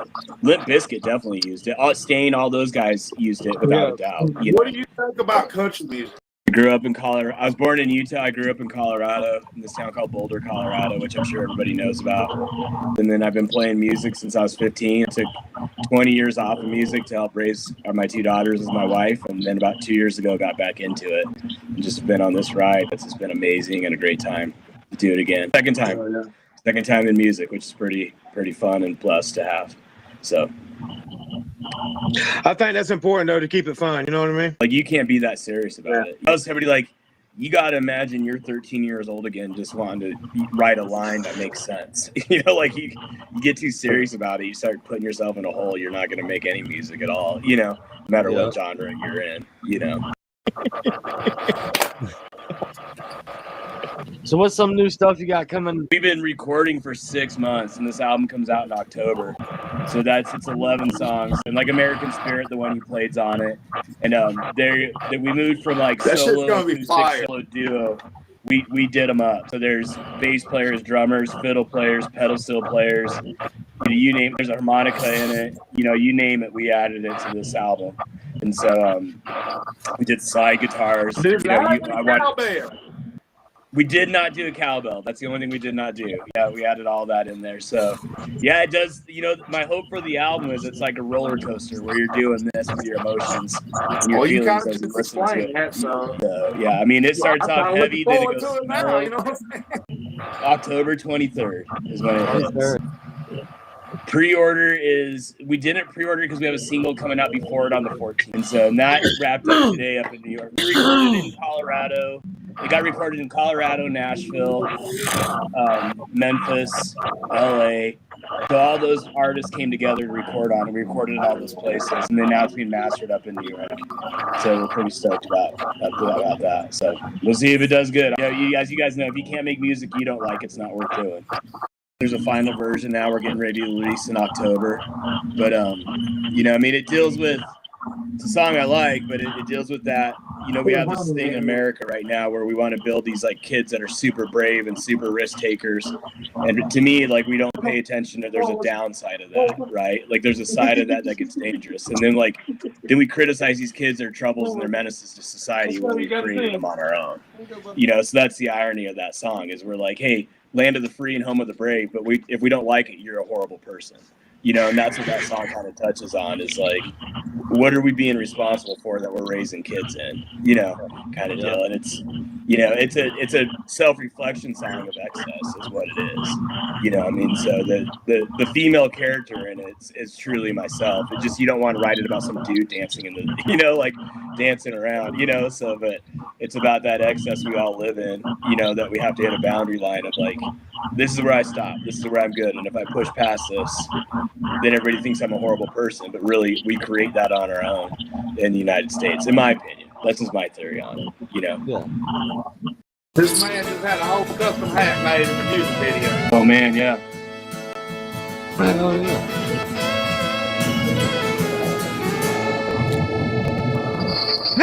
That was the music video.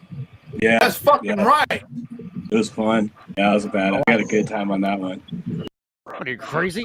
I'll take my Prius. Nah, you see people, I mean, yeah, people have Priuses and Mercedes and Lexuses and Hondas and little stuff out here. And, bro, people in the ditches. People can't go up hills. People don't know how to go take the side street and go around and stay flat and smooth. But at the time, I was driving a Suburban. They probably slamming on well, brakes. at the time when it happened, I was driving a Suburban, and it's way heavier. You know, it's like a truck and shit. But bro, I was out here. I wasn't pulling nobody out the ditch or nothing. But you had little people out here in Jeeps and like little Nissan lifted trucks and Toyota little lifted trucks, and out here got them going all over that shit in the snow. It was crazy. But and another thing is out here, cause in the country is what they do. These fools be driving their tractors down the road with a bucket on the ground, just scraping ice for the people to get to their houses and shit. You pay them like 10, 15, 20 bucks. Need to friend with the tractor. Yeah. It's like 20 bucks. They'll come clear. Yeah. 20 bucks. They'll like come clear to your driveway. What's worse, the rain or the snow? Leave the club, we'll go to the Waffle House, right at the club. You'll find some. That's when you don't want to go to the That's what I Waffle was gonna say. I don't know if you should give that advice out. House after the hours of 3 p.m. to 5 p.m. Guaranteed with smothered hash browns. And 5 p.m. is probably about the time that all the hunters come in. How do you know, That's- Wes? Because as a teenager, I worked at the fucking Huddle House. That's how I know. This fucking jackass gonna do. I bet he Yeah, sounds I've like moved some houses before. Yeah. Oh damn. Yeah. Then when I mean, the main thing I'm excited about is getting Made this some album folks out. leaning That's up the main against the one. wall, stand up. And then I was Start That's doing dancing. something Yeah, out that's for the 'em. main. You get them dancing. Yeah. So that'd be cool to do a album party, man, on the show. I was just sitting at work, just looking through my shit, and all of a sudden I'm looking up. It's like, congratulations, you have 900 new views. I was like, what the fuck? Where the hell those come from? Yeah. So shit, then so I started resetting my shit, thinking my shit all fucked up. So I was resetting my shit. Then I was like, oh, this is it. Then I thought 2 days later, you have 902 views. I'm like, oh, ain't that a bitch? Yeah, you gotta pay people. attention to that studio, YouTube studios, man. It's cool that sometimes we have special cases in life that we can choose our family. And has been better and stronger than the family that was given to me. And I know that sounds Amen to that. Amen to that. hateful, but that's really how I feel. I can relate to that too, Zilla, because most of my family that I have now, that I call family, I built outside of, just for those that know what I do, like I see Sonny here, she's part of the fam. He'd be like, I'm hungry, what are we gonna go eat? Shit, whatever you can buy. You gonna buy for me this time? I bought for you last time. I'm trying to teach you. You gonna buy for me? I got a credit card, I might got a pocket full of money, but it's just teaching them, you know what I'm saying? And at least and then teaching them somebody might have it, like I might have it. But at the same time, if he even just offered to pay for it, I would pay for everything. You see what I'm saying? It's like you teach them at least to be courteous and kind in other ways sometimes now. Sometimes time is our enemy, but sometimes time is our friend too. Not enough time. There's not enough time, and time is all we got. And that's the most important thing. Just like my old lady says all the time, make memories. Memories matter. That's what the baby said too. Oh yeah. Like we said earlier, the world's on fucking fire right now, y'all. That's why I want to What's keep going people's on? content to go out there for people to get their minds off all this bullshit and the Jerry Springer internet shit. You know what I mean? And kind of look at something good. And that's why I'm trying more content. Well, the worst thing you can do, this is something my dad did to me. That's why it doesn't bother me as much in my adult life. I'm used to people throwing me away like garbage. To be honest with you, the worst thing you can do to somebody like that is in their worst times, or they're going through a very impactful time in their life, is to throw them away or turn your back on them. Yes, it's okay to not want to deal with it, but if you have a connection with this person and it just takes one little thing for you to just cut that off, was that really your person? But you at least need to have a conversation with somebody, just like, fuck it. There's a word for it, and it's a part of trauma. It comes from always being let down through like time and time again, and you resort to anger over anything. It's like a defense mechanism. Your anger and your will to run or whatever may have you, it overtakes like a defense. It's kind of like flinching. So as soon as you see a tough situation or a heated argument or something like that, or you get called out or something gets said about you, it's kind of like a automatic defense. It's part of growing up. It's part of being a man, and it's part of learning, because that's what it's all about, is learning. Because we wouldn't know shit if we didn't learn it first. You know what I'm saying? I didn't realize I was doing that myself to people until it got pointed out to me by my therapist. Which, if you're one of them that's against therapy, I was you. I would highly suggest going to it, because holding on to all that, y'all, is never good. Hurt people. If you do not properly deal with what's wrong with you, will definitely take that out. I live it daily. So, I mean, it's all in learning and growing and healing. You got to learn how to heal yourself. Because if you don't heal yourself, you're gonna go around trying to learn and fucking touching the fire every time, even though you know it's hot. You still gonna do it, and you learn nothing. So it's very important to heal yourself through your learning process. More people need to understand that, because if you pay it forward just a little bit, changing, like you pay it forward to one person and that one person pays it forward to the other person, that's two people. It's a hand up, not a handout. I love when Zilla first told me that, bro. I've been living by that. Like, I'm like, you know what? More people need to understand that, because if you pay it forward just a little bit, changing, like you pay it forward to one person and that one person pays it forward to the other person, that's two people. You notice he's being quiet, you know. He's got a studio set up now. He's putting his focus in music.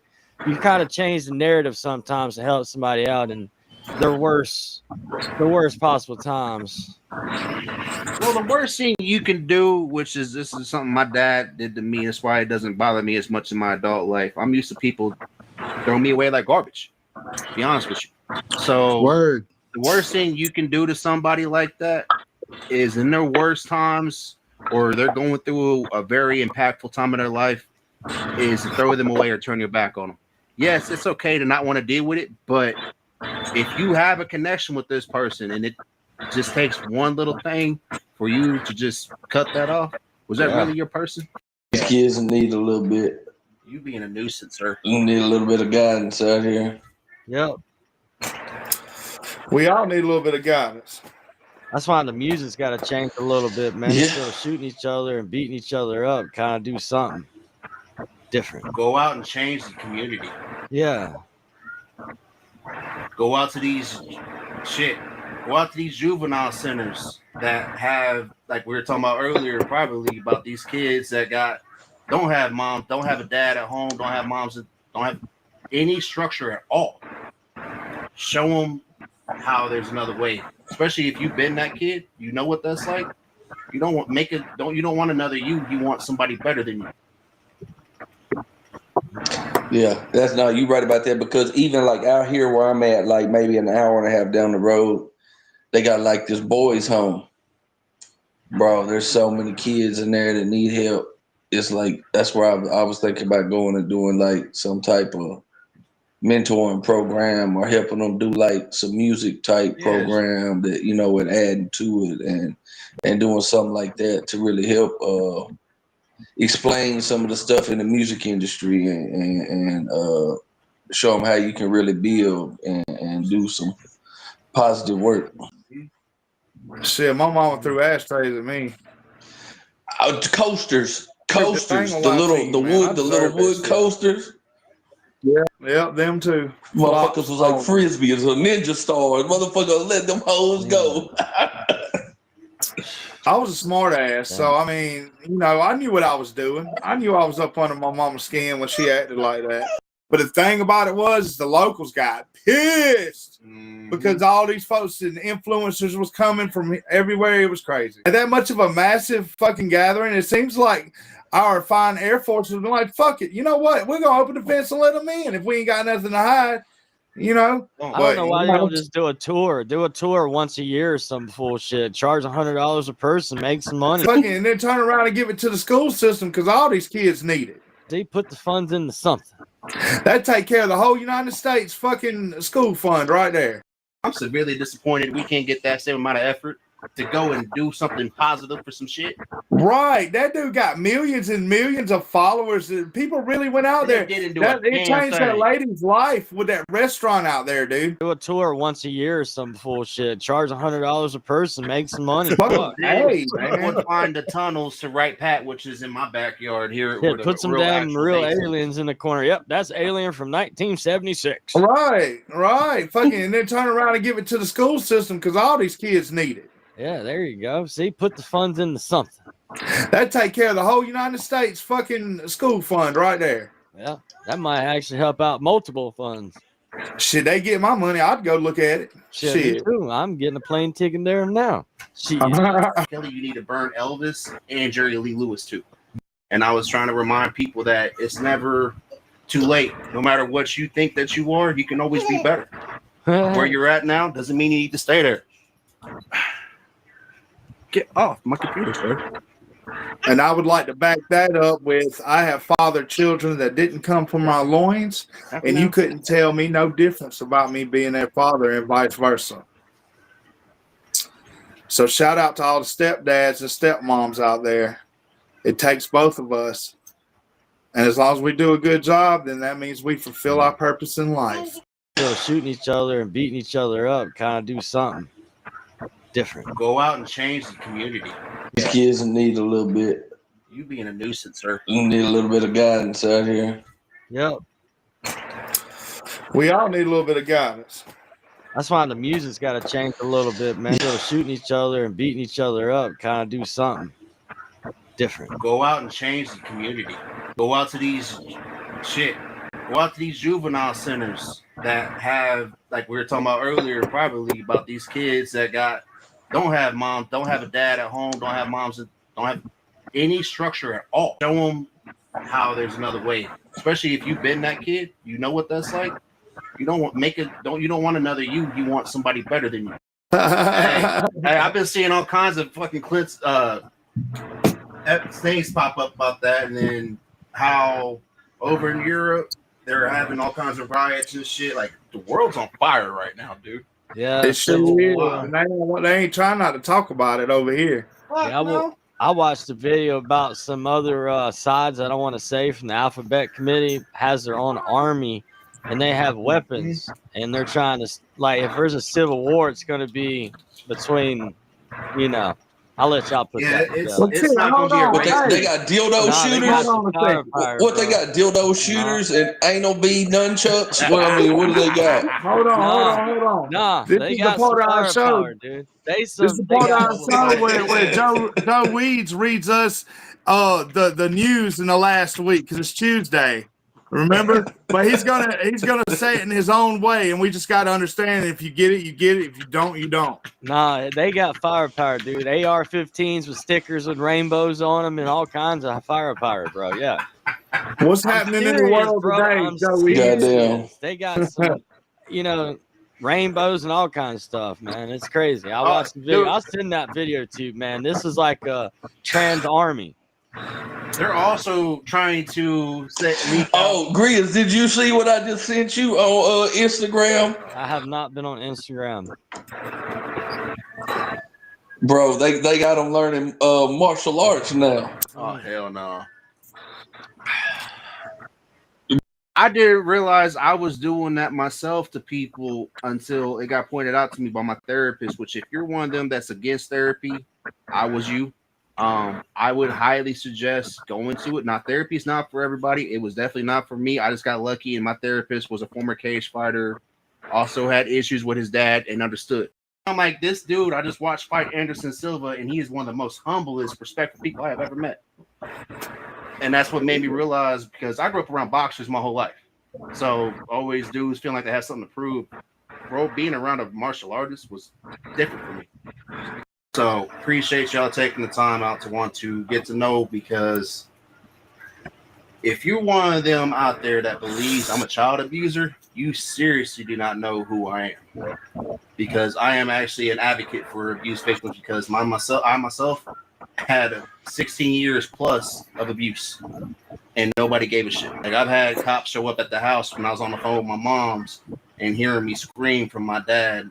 Cops show up and say, well, that's his son. We can't do anything. Damn fucking police officer said that shit. I'm sitting there, scraped up, bloodied up, maybe 12 years old. And my dad is full ass grown man, 320 pounds of 80% muscle, throwing me around like a rag doll. He was like, I want to tell people that you're abusing me. I'm like, do I throw you downstairs? Do I throw you through a window? Do I throw you on the ground? No, but you tell me what I that's can't. different. Like, that's what happened to Daddy. She's like, oh, I didn't know. I was like, don't tell people that you're getting abused, because unfortunately now, if you say at school that you're being abused, they don't even question that shit no more.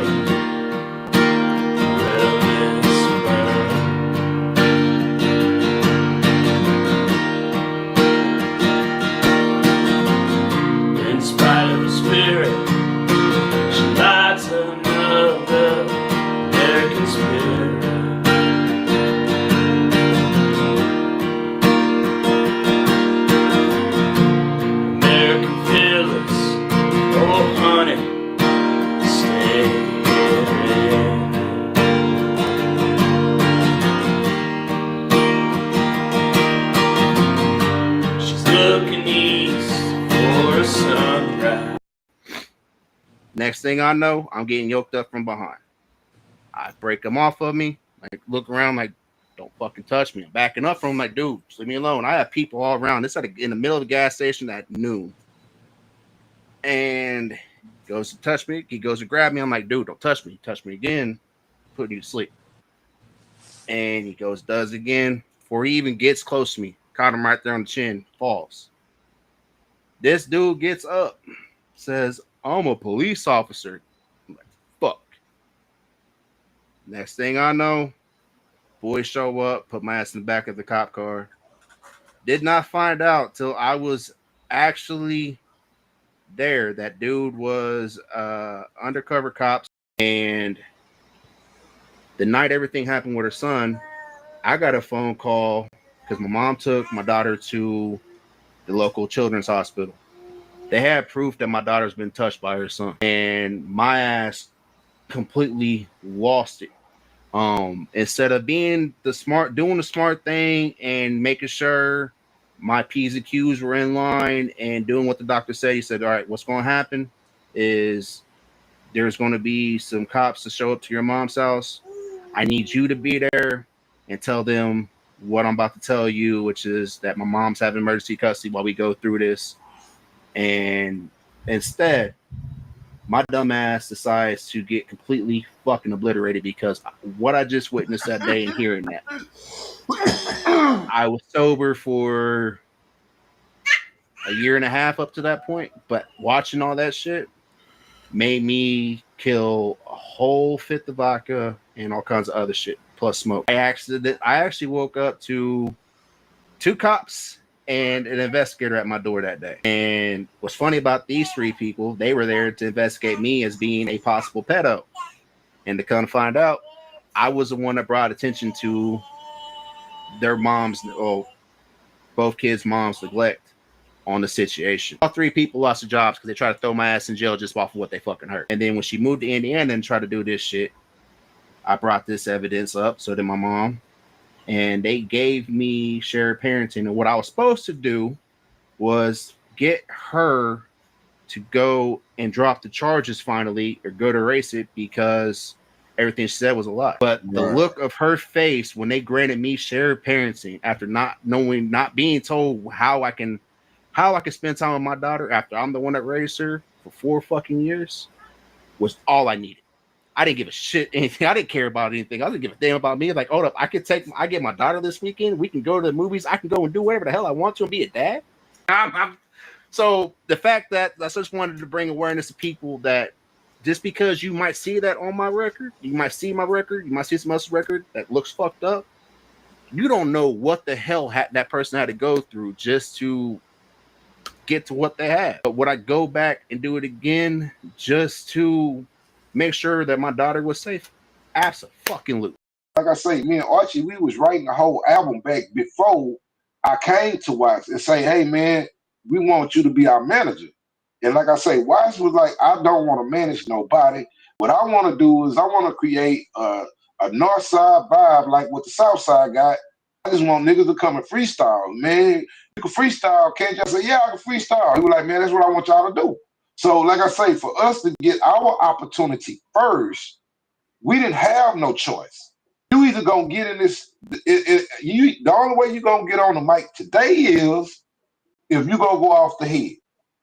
Now, if you try to slide something by and Watts know it ain't off the head, Watts used to do it all the time. He would cut your verse. Watts did not want the Swisher House to be affiliated with the negativity that the hood had already brought to the name.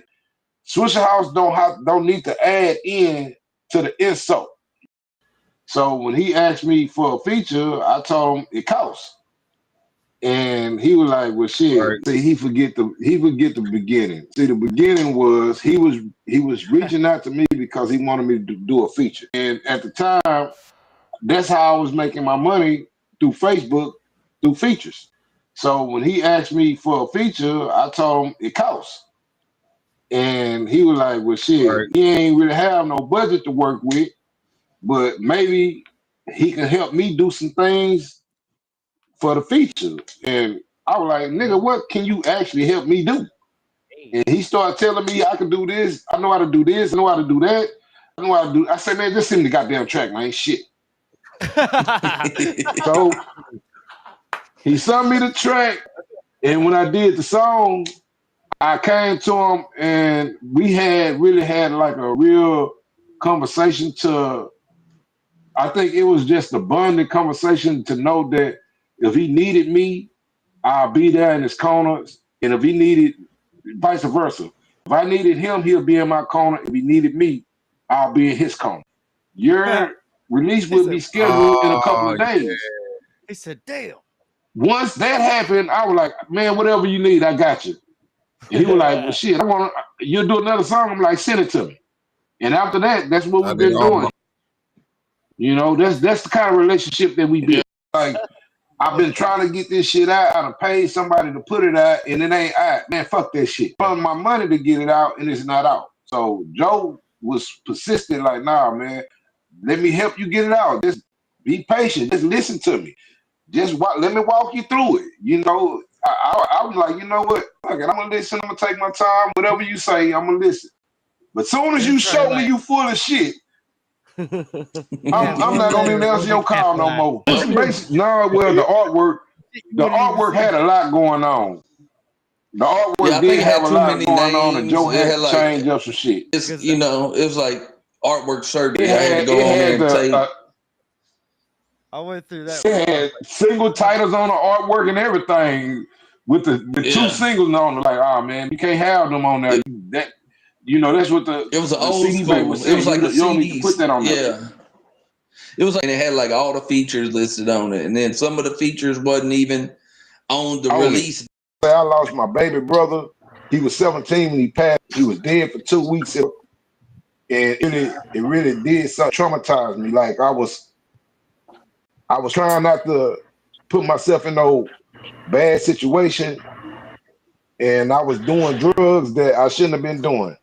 You know, they say drugs take you away from things, but it's not good to just use drugs and think that that's gonna go save you just because drugs take away from that pain for a couple of hours and you thinking about it as much as you was thinking about it when you were sober. Because as soon as that high go away, it's right back on you. It's still there. And bang bang. Right. So I had to learn to. I stayed in the hospital 10 months. Yeah, I was in drugs, pain, bro. man. I was, you know,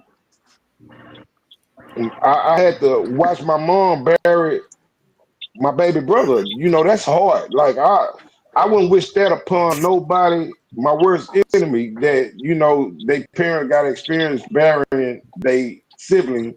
Hey man, I grew up on Spice One, nigga. That's what I was on. I was on Spice and Tupac, nigga. That was all I was banging before I jumped down in the Swish House. We had to jam the Ghetto Boys, but nigga, I was a Spice One and Tupac fan, nigga. That's it. That's all I listened to, nigga.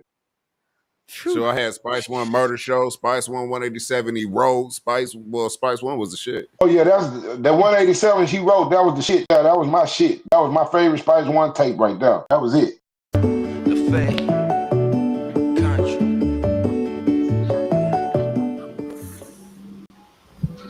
Definitely showing off your versatility there, man. For real, like you just took it to a whole different fucking genre, basically. You know what I mean? I love that shit. I'm trying to figure out what we got to do to get that motherfucker on the radio. Keep on doing whatever you're doing. That was, hey man, I have to give you your flowers on that, dude. They sleeping on you, bro. Yeah, they sleeping on you, cuz. I ain't gonna lie. I haven't heard more of your music. I'm definitely gonna check you out. Oh, like I said, we started freestyling when we was like 10, 11 years old, doing shit. And, you know, over time, we, you know, but shit, we've been kicking it solid for years and just grinding, dog. I think I started rapping like 15, did my first show at 17. And now I'm gonna be 43. Definition of fresh, yeah, that's part of my name. I used to wait for a show, now I commit to a schedule. Been grinding for 24 hours, clean up, but I'm feeling incredible. I used to go rock at the club, now I'm as big as the festival. Exceptional, spirit of Leon, the fucking professional. Make it chop chop, live from the ancient, I'm bringing on the box.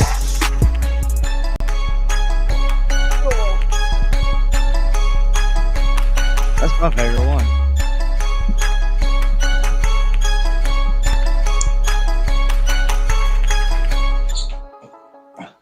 They said that's the most multicultural goddamn video Houston's damn seen in a minute.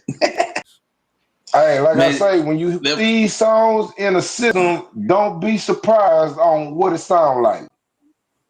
If you got an amp and some woofers in your trunk, if you play that song, I promise you, you really gonna fall in love with any one of them songs. You gonna fall in love. What was it like starting out? So let me ask you this: what was it like in your early day career? Your early days. What was it like starting out?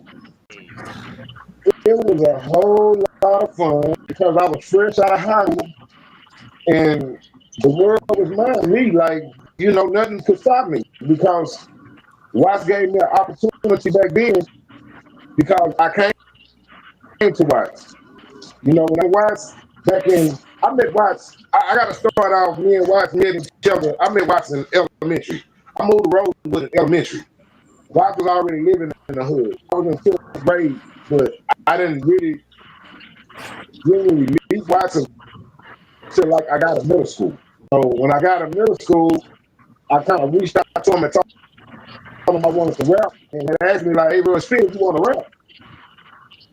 And I was trying to freestyle, and I didn't have it back then, and he was honest.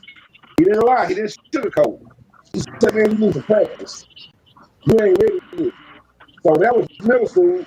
He gave me a tape full of instrumentals, and he told me to practice. And I went to practice. That's real shit. So I never quit. I kept pursuing my dream of being a rapper. I feel like I'd be wasting it if I'm not actually listening to their beats and responding, going, "Yo, I'm looking for something a little more like this or something a little more like that." Because at the end of the day, people forget if you don't have a dope beat, you ain't got shit. You can rap about whatever you want to rap about. You can rap a cappella, but half of that track is the beat. The beat it's huge, and I don't make beats. You know what I'm saying? So it's crucial to have dope beats, and if you really want a dope beat, the beat can make or break a song. And it's the most random song it's one of them songs that you threw on the album. In my opinion, albums and projects like that are crucial. Like some people say, "Oh, don't do that. Drop a song a month, drop a song a month." I'm like, shit, if I do that, I'm gonna have a bunch of straggler songs that never fucking ever get released. You know what I mean? But what I'm getting at is why let one song not go out? You know what I mean?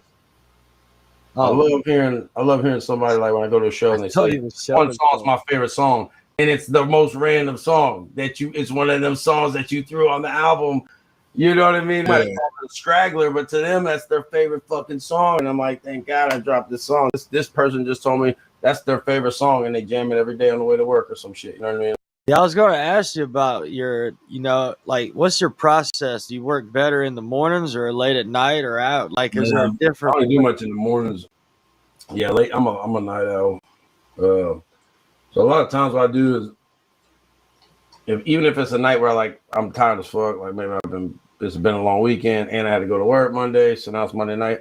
I try to get in here and just listen to beats. If I can listen to beats and hum some hooks and start getting some melodies going, that's usually my goal. You know what I'm saying? If I can just start forming some kind of hook, then when I'm at work, I can listen to what I just recorded. You know what I mean? And I'm like, let's say it slows down, it ain't that busy. I could say, oh, and I start putting bars to it. But shit, now I'm kind of pumped up. I'm about to get off work, you know what I'm saying? And it's 6:30, whatever, and I come here and I'll play the beat and I try to you got to catch the vibe, man. When the vibe's there, the vibe's there. When you lose it, you lose it. You know what I mean? You can't. The last thing you want to do is try to force it. Yeah. You don't want to force it. Like, it'll, you know what I'm saying? Like, if you try to force it, it's just, nah, bro. You just got to ride that shit out. Let it flow. Yeah. So when you got that urge and you're literally spitting that shit on the way home and you're like, man, that's what I'm going to do. And you already got the beat. You already been listening to it at work. So that's kind of my process is very different. But really, I just listened to classic rock growing up, man. Classic rock, 90s country and shit like that. Really, that's kind of like, honestly, today when I jump in my truck, dog, I don't even listen. People like, yo, what's the rap you listen to all the time? I don't even listen to rap, bro. I listen old 90s country or fucking classic rock. That's all I jam out to. Yeah, well, my problem is, like, if you send me a bunch of Yellow Wolf tracks and I listen to them all and sit there and vibe out to them all, guess what? When I get in the studio tomorrow and I start rapping, who you think I'm gonna sound a little more like? I'm gonna sound like Yellow Wolf, and that's just me. I mean, that's the way I am. But if I listen to an artist too much, I start fucking taking, you know, this little thing. I don't mean to do it. It's just I notice it. I'm like, damn, I'm sounding like Buddy kind of. Well, no shit. I just listened to fucking 10 minutes of his album. Yo, like, what was the main thing that make you turn up when you get in the booth? Say, man, it really be the production. You know, like I'm in a comfortable spot with a good producer that really want to help produce me to the best. Like he don't want me to slack, so he's not gonna slack on the production. That's what he, you know, like a part of the motto. Like, man, I ain't gonna let you slack because I ain't gonna slack on the production. So, you know, it's like we got a good chemistry going on. So when I come, it don't never feel forced. Nothing never feel forced. Nothing never feel rushed. But I can't take it one day at a time. They say when it's a will, there's a way. But I'ma write my will if I'm dead in the grave. But you can't escape all the wind and the rain. I blow trees like hurricane. I'm trying to numb me the pain. Don't wanna feel me a thing. I got 100 on the dash, trying to get further away. I'm running from dark clouds, but you can't escape all the wind and the rain. I blow trees like hurricane. I'm trying to numb me the pain. Don't wanna feel me a thing. I got 100 on the dash, trying to get further away. Running from dark clouds. But I try to do some. And I don't even know how to sing, dog. I never took no damn singing lessons or nothing. But fuck it, man. Like, you know what I mean? It ain't like we're signed and there's people like on our ass, like, hey man, I need this, I need that. I can do whatever the fuck I'm an independent artist. You know what I'm saying? Like, I can make whatever fucking music I want. Nobody can tell me shit. Worst I'll get is people tell me I didn't like that song. All right, well, you gonna like this one? Boom, here, no one. Yeah, and I would pick Wolf for Kid Rock, man. Kid Rock will put you on the map too. Kid Rock was definitely a thought, bro. I'd love to pick fucking Kid Rock's brain, dude. Because, it would be dope because I could add my style to his style, obviously. But you know, it's a tough question, man. I was young and wild, and I wrote the song about when I was even crazier, if that makes sense. When I shot the video, I was actually more humble. But what I'm talking about was a few years before, around a little hellion. I did have old school. Yeah, we did a lot of dirt and old school T-Bird. So I was just rapping. What was this one? Name of this one again? Oh, T-Bird. T-Bird, okay. If I ain't on the whip, then they repo it. If I ain't fucking bitch, then my dog right there. Money wasn't everything. He was living off little Caesars. It's just the stage of my life. It's just a day in the life. Getting too fucked up day and night. I'm just lucky I'm still alive. I remember them days on drinking up my research. Money wasn't everything. He was living off little Caesars. In that old school T-Bird. Listening to Free Bird. I remember them days on. I was in the old school, not five. Walking up a fat boy on sight. And the boys in the backseat. Down the right, how shit get duct tape. Hold tight. I didn't tend to let too much slide. Always had a little too much pride. The kid O'Neal on the block when I bounce. Show up to the party with Bacardi and an ounce. Get a rich girl drunk, make it them accounts. Pop that drink, that take that bitch. Fall out for the homies, don't waste that shit. I'm the drive drunk, I'ma take that risk. Goddamn Country Cody done answered all the fucking questions himself that I was gonna ask. Hey, that's what a good artist does. You know what I mean? I try to think of what we really want to talk about and shit like that. What is your favorite activity outside of partying? Outside of partying? Yes. Making music, chilling with my chick. Yeah, that's the most recent video I dropped. It's called Habits. Lyric-wise, that shit's really, really dope. But yeah, let's check out Habits if you don't mind, man. It's called Habits. It's the most recent video I just dropped. It's a little more on the poppy side, kind of like it's still, you know, I'm rapping and shit, and my dog Sam LaFay singing on it, and his voice is just wild, bro. It's crazy. Yeah, he's singing, but he don't really put himself out there like an artist. So we're working on that, but you know, he's been building up his social medias and all that shit. But dude got a fucking crazy voice. Oh yeah, let's check it out. But Walk in My Boots, a lot of people fuck with that record. But long story short, I was putting out singles, and then it just came to I fucked my back up when I was younger. I got in a car accident. I flew like 35 feet out of a fucking Jeep. Broke my lower back. My buddy actually died in the wreck. It was a tragic, fatal accident. But yeah, I got all fucked up, man. I ripped my hair off, fucking My head swelled up like a balloon. I shattered my jaw. My jaw was wired shut. But I was actually freestyling to Kanye West when he had Through the Wire. But when I was sitting there, I hurt my back, and that's when I started putting a bunch of songs together. And I dropped my first album that was called Target Practice. I still get nervous when I perform, unfortunately, but I guess that's just how it is. When you do a performance like in a club, you know how like the environment is? Is it hard to fucking do your shit and breathe? Hell yeah. I is that the anxiety from like being on stage, or is it the actual environment? That was 35,000 people. That was the most. That almost shut me up. I ain't gonna lie, and I'm hard to shut up. Boy, I got out there, I didn't see nothing but fucking side by sides and motherfuckers. That's all I seen, cause as far as the eye can see. Yeah, I actually hooked up with this artist when my aunt passed away, man. He knew my aunt. She was a lot older than me. She was only a few years older than me. And I went up there for the funeral, and I didn't meet him, but a couple people told me they had plugged me in with him. He was up in Indiana, and he dropped a song. I think it was called "In Indiana We Drink Busch Light." His name was just Brandon. So I hit him up on IG, and he already knew who I was. And he's like, "Yeah, sorry about your aunt, blah blah blah." And we hit it off. We actually just dropped a video to the record we did.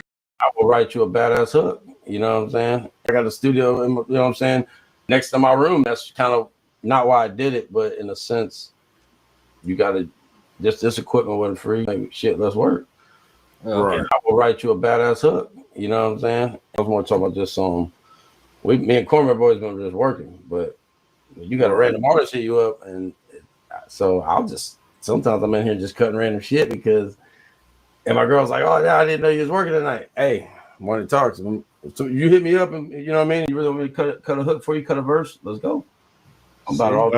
Sometimes on my albums, like though, I just throw all the choruses on there real quick. And then, like though, when I got some spare time, I go back and throw the verses on there. Like I said, it might be a cat he's trying to drop his project soon. Hey man, can you cut a hook for me? So, for the most part, I have scheduled sessions in here. If that makes sense. There are random times when the motherfucker hit me up and say, "Yo, I need it. You want to jump on or not?" I'm on. I'm locking in. Let's go. Let me hear the beat. Let's get some ideas going. Let's record. Code. Oh, nah. Y'all ain't playing. Riding dirty early morning, cause that money calling. Wake and bake, get this cake, baby, I go all in. On the streets, drinking bourbon like I'm from New Orleans. Yeah, she a bad bitch, but I call her darling. Ain't allergic to the money, but my pocket's swollen. Damn right, I own my whips, I ain't never owing. Cowboy making plays like Terrell Owens. On the streets, drinking bourbon like I'm from New Orleans. Waking up in this grind time, it's $8:45. Cash that I'm trying to find, I see dollar signs. Got this song running through my mind with a hook I like. I gotta get this money, make sure that bag looking right. Catching plays, I can't hesitate, I can't catch a break. Man City, back to Temple Terrace, Tampa, A1 trade. Riding dirty early morning, cause that money calling. Wake and bake, get this cake, baby, I go all in. Vacation music. Hell yeah. I'm on the beat. Yeah, I bang that shit. I'm gonna add it to the playlist whenever it comes out. Is it out? All those shit said they take them out the 31st. I'm banging it though.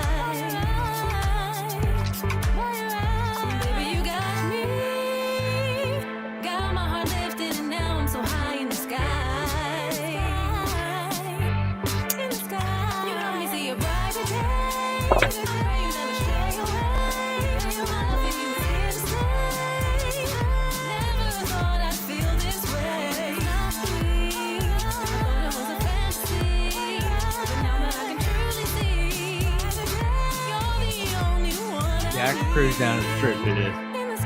Well, yeah, I can bang it. And if I was smoking weed, I'd be definitely blazing. So I'll be laying back bobbing out to this shit. For real. Light it if you got it. That's It's lit. for real. It's lit. It sound well seasoned. Clock it. I like that. Word, I appreciate that. Hey, yo, I need y'all to do me a favor. So I need y'all to do me a favor, right?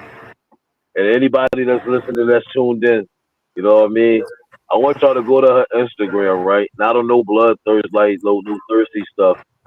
Like just comment on what, like I need everybody to comment on her page and just hashtag Judah Priest sent me. You know what I mean? The tag Judah Priest sent me and send us some flowers. You know what I mean? Oh, like she's a dope artist, man. You know what I mean? Follow her. She got a lot of work out there, and she got music that's going to be out soon, man. But this album's based on a true story. You know what I mean? So this is just how I was feeling. You dig? Hip hop is an emotion. Hip hop is a message. You know what I'm saying? And it's just, you know what I mean?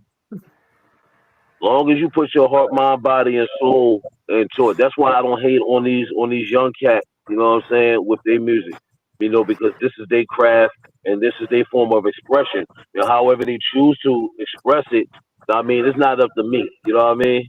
That's their penmanship. That's how they feel. So now I don't hate on the youngins. You know what I mean? I try to always uplift and, you know what I mean, empower. You know what I mean? But when you doing it from the heart, and people can tell when it's real or where you just doing it for the public eye, just to gain followers and streams and all that. I like organic stuff, and I want people to feel, I mean, exactly how I'm feeling while I'm writing. Many are called, but only a few are chosen. All right. So what artist actually inspired you on this, like this album or stories? Anybody inspired you on this album? Nah, I mean, I'm gonna say my brethren that was with me. You know what I mean, from the 144. You know what I mean? People like E Supreme, Supreme the Resurrector, Vinny the Voice Ali, Twist Flavor, Juice the Witch Doctor, Bad Guy Freddy, Booger Beats, Paul Straven. Like these is everybody that's real intricate in crafting the project. They make fire music, but I mean, your music good Big too, shout out to bro. Trailer Like, Made. I'm always working, trying to send something to Trailer Made's way and get something going, man. That's it. Yeah, me and Florida Dolph did a record, and before that, me and Snooki Man did a record. That one came out crazy. We shot a video to it too. If you want to watch that, that's what I'm finna ask you. What was the name of that one? That one's called "Take the Wheel." Redwin DeVille shot that one too. So, my all-time dream was to sit back and do a song with Meth, though. That's my all-time dream, though. Boy, that dude's a character. I would love to do a song with Meth, man. That's my favorite motherfucker, man. Meth, Red, and Ghostface, one of my motherfuckers. I was gonna say I just did a song on Meth. Oh no, you didn't. That song actually makes me nervous when I play it because it's not what everybody used to from me. Hey, I was just telling them, I was like, that change up, the cadence on that hook that shit is fire. If that's the stuff you like, man, I got an album called The Evil Within, man. You know, I just be nervous because, like, you know, when you do different things, man, people don't accept change well. So, like, that's actually like one of my favorite songs off the, like, especially performing it live. You know what I mean? I just do what I feel. I just do what I feel, man. Because I mean, look, man, I don't make a bunch of money off the music, no way. I got a full-time career, but you know what I'm saying? At the same time, I do it for the love, and I try shit all the time. Shit, they'll all tell you I'm experimental as fuck. No, man, play as much as y'all want. All right. Oh, I like it already. For real. I gotta walk my dog real quick. So yeah, play that shit. I'm about to smoke out. Play that shit. Turn that shit up.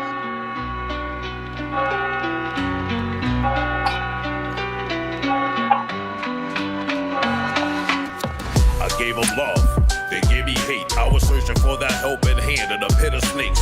All y'all was worried about was that woo shit. Here's a new exclusive, all y'all niggas is foolish. None of y'all originators. Y'all sit behind computers, blaming y'all shooters. Now meet the demon slayer, who's mean to haters. Y'all fabricators, and I am the fascinating shit talking educator, truth slayer. I'm my own man, speak my own mind. I'm not a puppet with strings, create my own time. You either with me or against me. Break it down simply, none of these guns empty.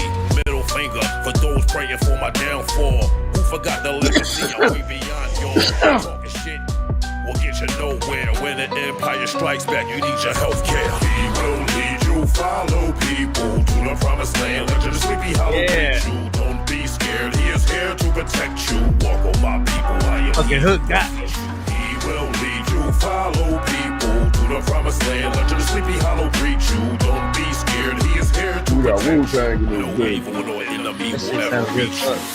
my brother, the best thing that, you know what I mean, that I can take away, and I tell people this all the time, is the greatest thing that he ever instilled in me was making sure that I paid attention and knowing, like, yo, he told me to sit next to the engineer. If that engineer push a button, yo, ask that engineer why he pushed that button. What does that do? He made me ask questions. You know what I mean? Buddha also, like, yo, he told me to learn roles, learn the roles of what the manager do, learn the roles what the publicist do, learn roles what the accountant do. You know what I'm saying? Any facet. And the lesson was, he never gave me the answer until I really sat down and I paid attention to it. The more I know what they supposed to do, and I learned what they supposed to do and learn how they do it. You know what I mean? When I got people working for me, you know what I mean, with the brand, you know what I mean, nobody can beat me over the head, pause, you know what I mean, with misinformation or some BS. You know what I mean? I'm a Badass white boy. I want to give you a backstory. All right, backstory. And you're looking at right there is Cole Leon. He is half of the Justice League. Justice League are 3-time Grammy winners, Grammy Award winners. But what I'm getting at is, so to make this story quick, Coley, that's my brother right there, Cole Leon, he came out with a song when I was a kid, and he's from Plant City, and it was called Badass White Boy. So the song was badass. I'm a badass white boy. Roll around. So finally one day, you know, me and Coleman, you know, I was probably 11, 12 years old, skipping school, going to the studio. Me and Prime, I was just talking about working with Coley when we could, man. Get in trouble, but fuck it, it's worth it. And you know, long story short, he ended up sending me a beat.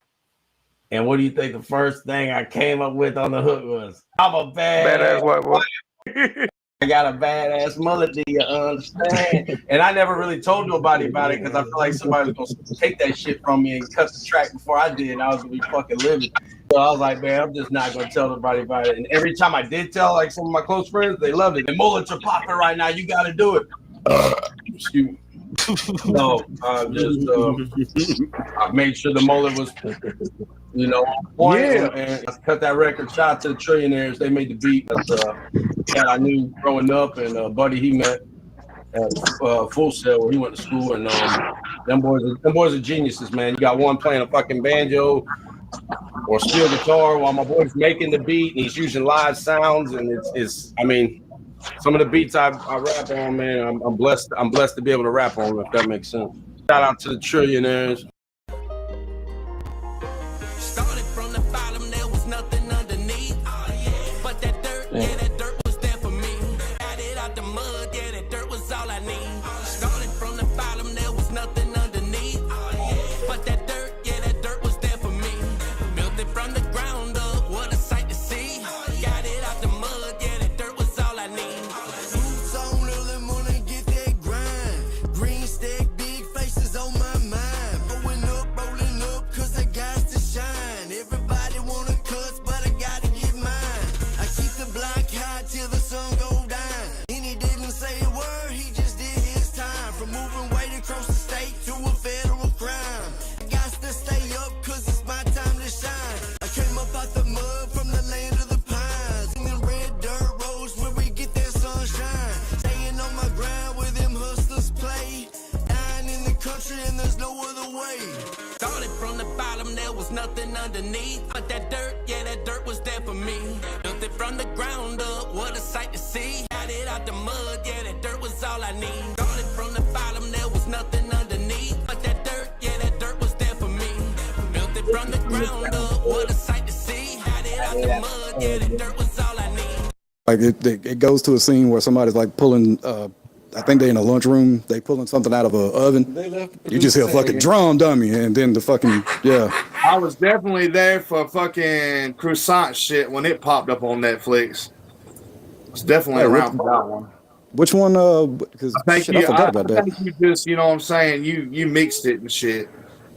But yeah, it was one of them motherfuckers. I can't remember one of his damn crazy ass Red Rum songs. You know what I'm saying? Oh shit! Hell yeah, he just sent me some new shit to mix too. I gotta get down to that. But yeah, besides that, I've done some.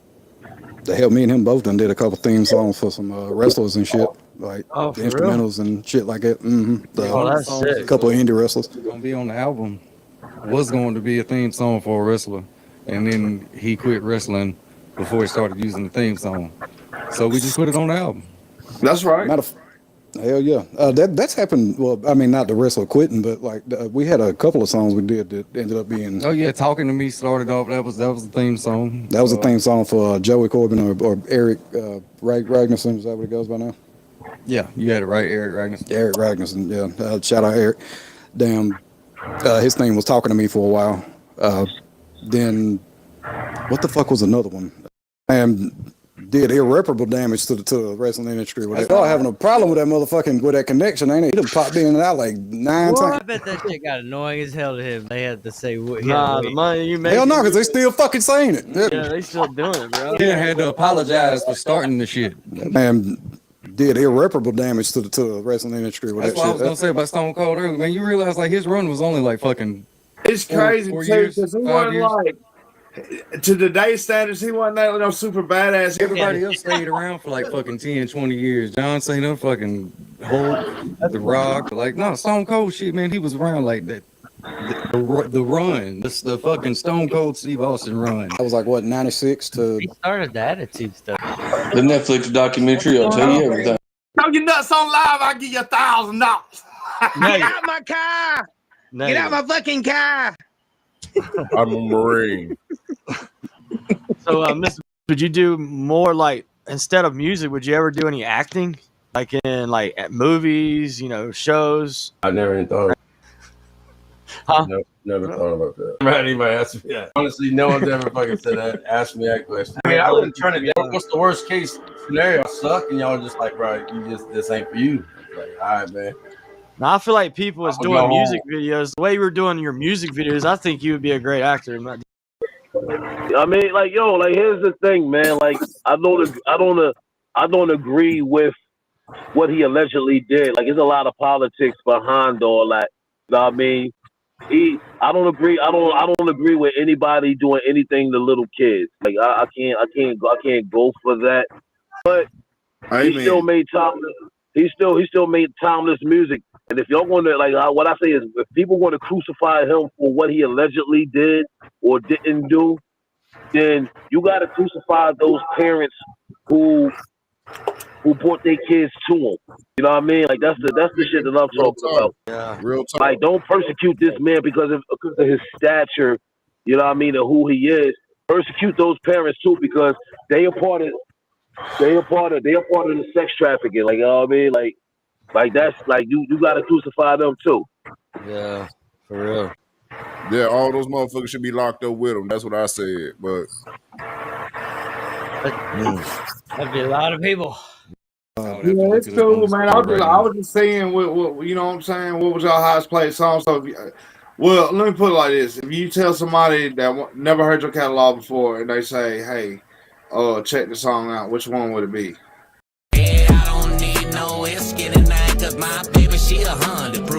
Oh, I seen somebody cook some Hennessy with some ooze and noodles, man. Would you eat ooze and noodles cooked with Hennessy? Oh, that's got to be a really hard. no, I mean, man. you tell me If it's they can fire, make that shit taste good, if they can make that shit taste good, I'll probably do it.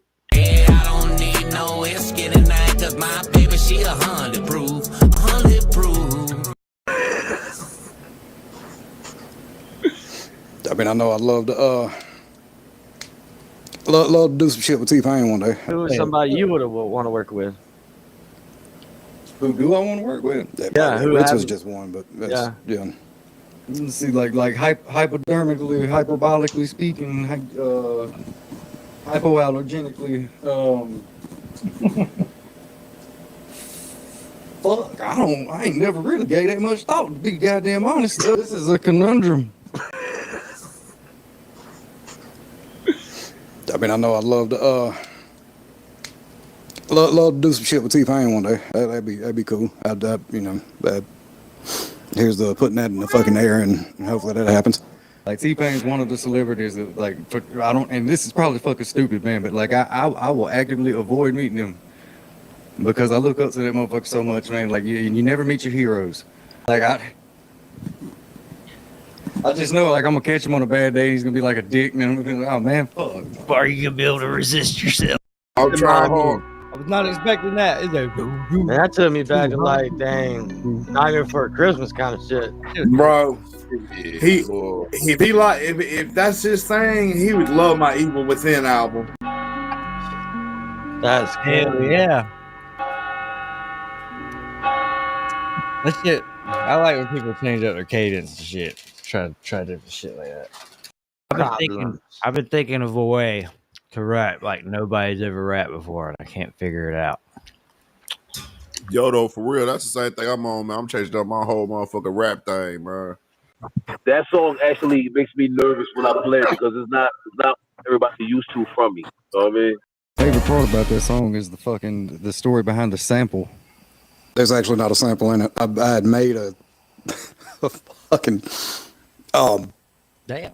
I had made a whole nother fucking beat for my homegirl Emily Heard to sing on like a R&B track, and then took that and chopped it so it would sound like one of those old kind of like drummer boy type of beats.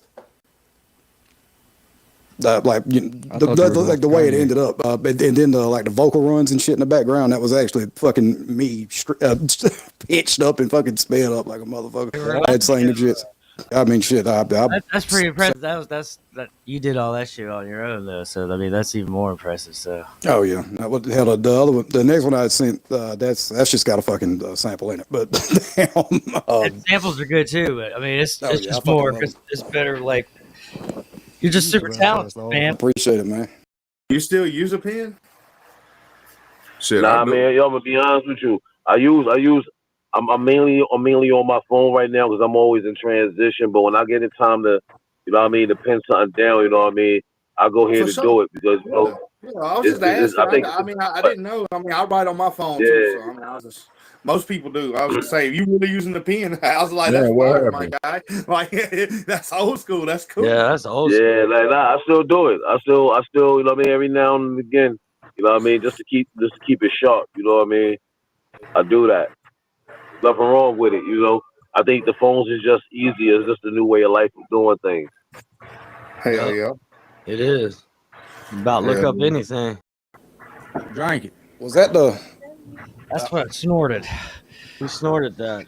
Red man did a line of fucking wing. Oh god. I'm on heat with free. How much you make that night? You made like $25 that night, didn't you, Kyle? What, did somebody donate some money to? $25? I donated some money to see that shit. I think it was 20. I think I had 30 in there. Yeah. The next thing I know, it was 60. I was like, damn, I should have snorted 2 of them. You should have lit the pot bill. You know what? I got 6 kids. Outside of music, what are some things you're passionate about?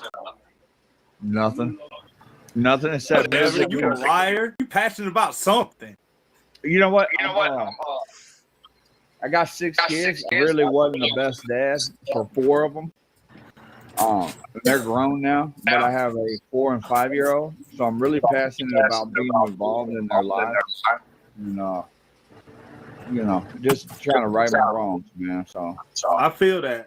But there's always time, as long as time's not up. You know what I'm saying? There's always time. Just reconnected with my son. He's finna turn 18 this weekend. So I mean, I've been there. So just don't ever give up. You know what I'm saying? yeah, I know that. You have the opportunity not to give up. Just don't give up. Yeah, that's right. It might work its way out. All I know is I've been working this grave ship and I ain't even made shit, but that's alright. I got a girl at home and it won't be long till she by my side. I ain't gotta say it twice. I don't need your damn advice. I'm hard-headed, can't tell me nothing. Yeah, I know you ain't a fan of mine, baby. Yeah, I drink too much, I cuss all the time and use my hands to fight. Probably always learn the hard way. Yeah, I don't need your damn advice. Yo, look, I taught Willie Nelson how to smoke, man. He He got pointers for me. Yeah, he smoked a lot of bud, but it was all middies. You know what I mean? It was a shitty. I weed. lived in Maine, bro, and I grew for 7 years. Me and my dad did. We grew. We had country boy cannabis, so like we made dabs, hash, all that shit. Okay, yeah. How many half gallons of Purple Jesus would you like? Well, that shit so dark it look like some beet juice. I ain't heard nobody talk about Purple Jesus in a long time, man. This is 160 proof Purple Jesus. Hell yeah, we used to make that shit all the time, man. For real? This is 160 proof Purple Jesus. I love it too, man. All kind of fruit in it, all kind of shit, man. I love that shit, man. Oh, this is all straight blackberry, my friend. Hell yeah. That's me magic right there. That shit. That was the most. That almost shut me up. I mean, this was luckily I was in my hometown, so it wasn't like I was opening up for a big artist. That was like my first show. Right. I was comfortable. I had a couple of homeboys in the crowd. We were drinking. That's my first show, the one I was telling y'all about. I ain't really done that many bigger shows. I mean, yeah, I ain't really done a big gig yet, but I did open up for Seth Anthony. That was 35,000 people. That was the most. That almost shut me up. I ain't gonna lie, and I'm hard to shut up. But I got out there, I didn't see nothing but fucking side by sides and motherfuckers. That's all I seen, cause as far as I can see. I mean, let's be honest. Most of the hits we know we grew up on, there's a way they sing it. You know what I'm saying? There's a way to something about it that made They got it. some type of melody. And I think it's just a good practice to have. Like, even if you write a verse, it's like, okay, I wrote a verse. Go back over the verse. See if there's some spots you could hit them where, like, just something that's different than, like, actually, man, that shit sounds dope. Echo it out, dub it up, whatever. You know what I'm saying? Like, I'm always trying to remind myself a good break in a verse. I mean, you can spit a verse, that motherfuckers gonna love it. But if you can split it up a little bit, chop it up a little bit in between with some weird little vocals, if you can do it. I mean, that's just my philosophy. Yeah, that's what I try to do.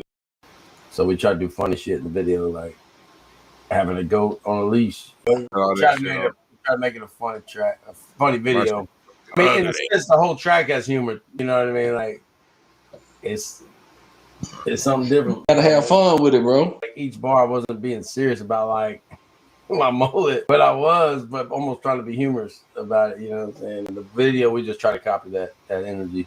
So we try to do funny shit in the video, like having a goat on a leash. You know, my buddy's like, I don't even know if he gonna let you have him on a leash. I was like, let me get some of the fucking goat feed. You know what I mean? So I got a little goat feed. I'm just throwing him a little goat feed here and there, and he was straight.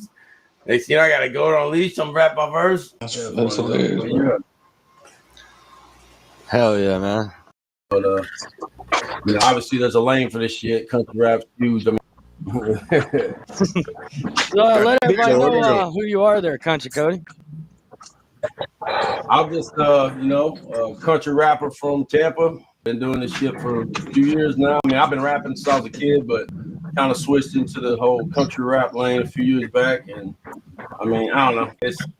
To me, it's just rap. At the same time, some of my songs are more like country songs, and I'm you know, doing more singing and shit. So as the years went on, I kind of just made my own little lane, in my opinion, but how I do music. But you know, obviously there's a lane for this shit. Country rap's huge. I mean, and that's why I kind of just was like, man, I kind of just want to be real with myself and just do more of this, like, not talk about shit I don't do in a sense, you know what I mean? And talk about more shit I do, like hanging out by the bonfire, having beers, smoking a fucking pig, doing shit that I just normally do anyway, you know. You're a rapper from the country. It shit had like a country sound to it. I think I had a banjo or some shit going on in it, but it was like, it had the fucking shit going on. And I just started rapping, freestyling, smash. We did like 2 songs like that night. And then, you know, at the time, I was going by my regular name, Cody Lee, my first middle name. And I fucking knew it. Yeah, and they had a bunch of shit going on to where there was a bunch of other Cody Lees. So my music streams were getting twisted with theirs, and I like, fucking, man, I'm about to change my shit to Country Cody and just stick to these country rap beats, and that's kind of how it went down. And that was 2019. That was 2018, but 2019 is when I started. Cody Lee. I'm like, I got to drop all this first, then we'll transition and do it right. Otherwise, I'm gonna have songs I didn't put out. So I put out a lot more music, and then 2019 I started dropping. Yeah, some Country Cody records in 2019 is when I started dropping. Jim Carrey, Grinch, though. That little girl starts singing "Bar You Christmas," should make you want to cry. Oh yeah. Man, Cindy Lou Who. Yeah, you seen her now? You see what she look like growing up now? Holy smackaronis. Yeah, she's a metal singer. Yep. At the time when I'll listen to a beat, and if it's hitting, and I'll fucking have it in my head, I'll go take a shower. Video. I got one question before we play this. How do you handle writer's block or creative like slump? You know, just gotta get through it. Dog. You gotta change it up, man. Whatever's going on, or whatever's causing it, change it up, switch it up. At the time when I'll listen to a beat, and if it's hitting, and I'll fucking have it in my head, I'll go take a shower. I'll come up with the hook in the shower. I get out, now I'm like on a mission. And I'll just go in and start cutting the hook and focus on the hook. And once I got the hook, now we got a foundation for a record. You know what I mean? You're gonna feel like shit on Monday if your ass ain't doing it again. Like you just gotta find a way to stay motivated. That's why sometimes when I post shit on my story, I'll post a picture, but I'll say stay motivated. Because it's just you gotta stay motivated, dog, somehow. And I allowed them to do a lot of the work, not as far as like the writing for me. I don't let people write for me, but coming up with ideas, topics, and even allowing, Draven to do what he needs to do with the promotions. You know what I mean? So it's really like it's a Judah Priest album, but it's collectively it's still a 144 project because everybody, was intricate in the design of the project. That's what's up right there. That's really cool. What's your favorite song on the album? Which one do you like the most? You Got Me, I Got You featuring CC Dash. That's my favorite. I mean, I think I was more vulnerable on there, showing vulnerable as far as showing that side of me. Whereas though I haven't done that on any other projects, probably except one time. You know what I mean? I was able to showcase vulnerability and feelings and emotions. So that's why it's titled Love and Revenge. You know what I mean? It's one that the love side is what people don't really get to see from me on a big stage. So, I mean, only those who really know me know how I am, how silly I am. You know what I mean? How caring and loving I am. So, that's almost like the pure definition of that. He actually wrote the hook. He shot this video. His first video he ever shot. And my brother Prime, man, he shot this bitch from his first video we ever shot. That makes it special. He actually wrote the hook. He wrote the hook for Sam LaFay on this one too.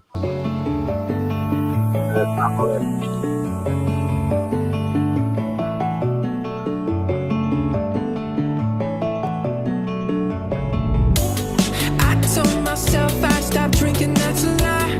I got some habits, but you're one that I don't mind. Said I'll only come for a few, in and out all night. You get me every time. In the cool time, missing smoke blowing in the air. 100 on the cross town, speeding to you, yeah. You've been on my mind, girl, I hate when you ain't here. Yeah, they're like, well, we don't really go in there and we have to leave the lights on for you. Well, then I went to the next house and somebody was actually living in there because they say you can get houses in Atchison really cheap because it's a haunted place. And then she was like, well, just so you know, since you left that Sally house, you're going to be really sick because she makes people sick. And I looked at her and I was like, look, lady, ain't nobody getting sick off no ghost. I told myself I'd stop drinking, that's a lie. I got some habits, but you're one that I don't. I told myself I'd stop drinking, that's a lie. I got some habits, but you're one that I don't mind. I don't need your damn advice. I'm hard-headed, can't tell me nothing. Yeah, I know you ain't a fan of mine. I drink too much, I cuss all the time and use my hands to bite. Probably always learn the hard way. Yeah, I don't need your damn advice. You can keep that shit. I've been working this grave ship and I ain't even made shit, but that's alright. Got a girl at home and it won't be long till she by my side. Say I should quit, then I fill up my cup. Anxiety rising, yeah, it's building up. My mind might be racing, but I'm giving up. The life that I live and beat me up. And the drugs on my own beat keep me up. 13 when they first made me pee in the cup. DUI if you handed me the keys to the truck. Ain't no love lost, baby. I know what it costs, baby. I'ma break your heart. You gon' need some blue cross, baby. I ain't slowed down, but I feel like it's impossible. I'm jumping over hurdles while I'm running through the obstacles. Dark clouds above me, these illusions ain't optical. Dark days upon me, but I'm feeling philosophical.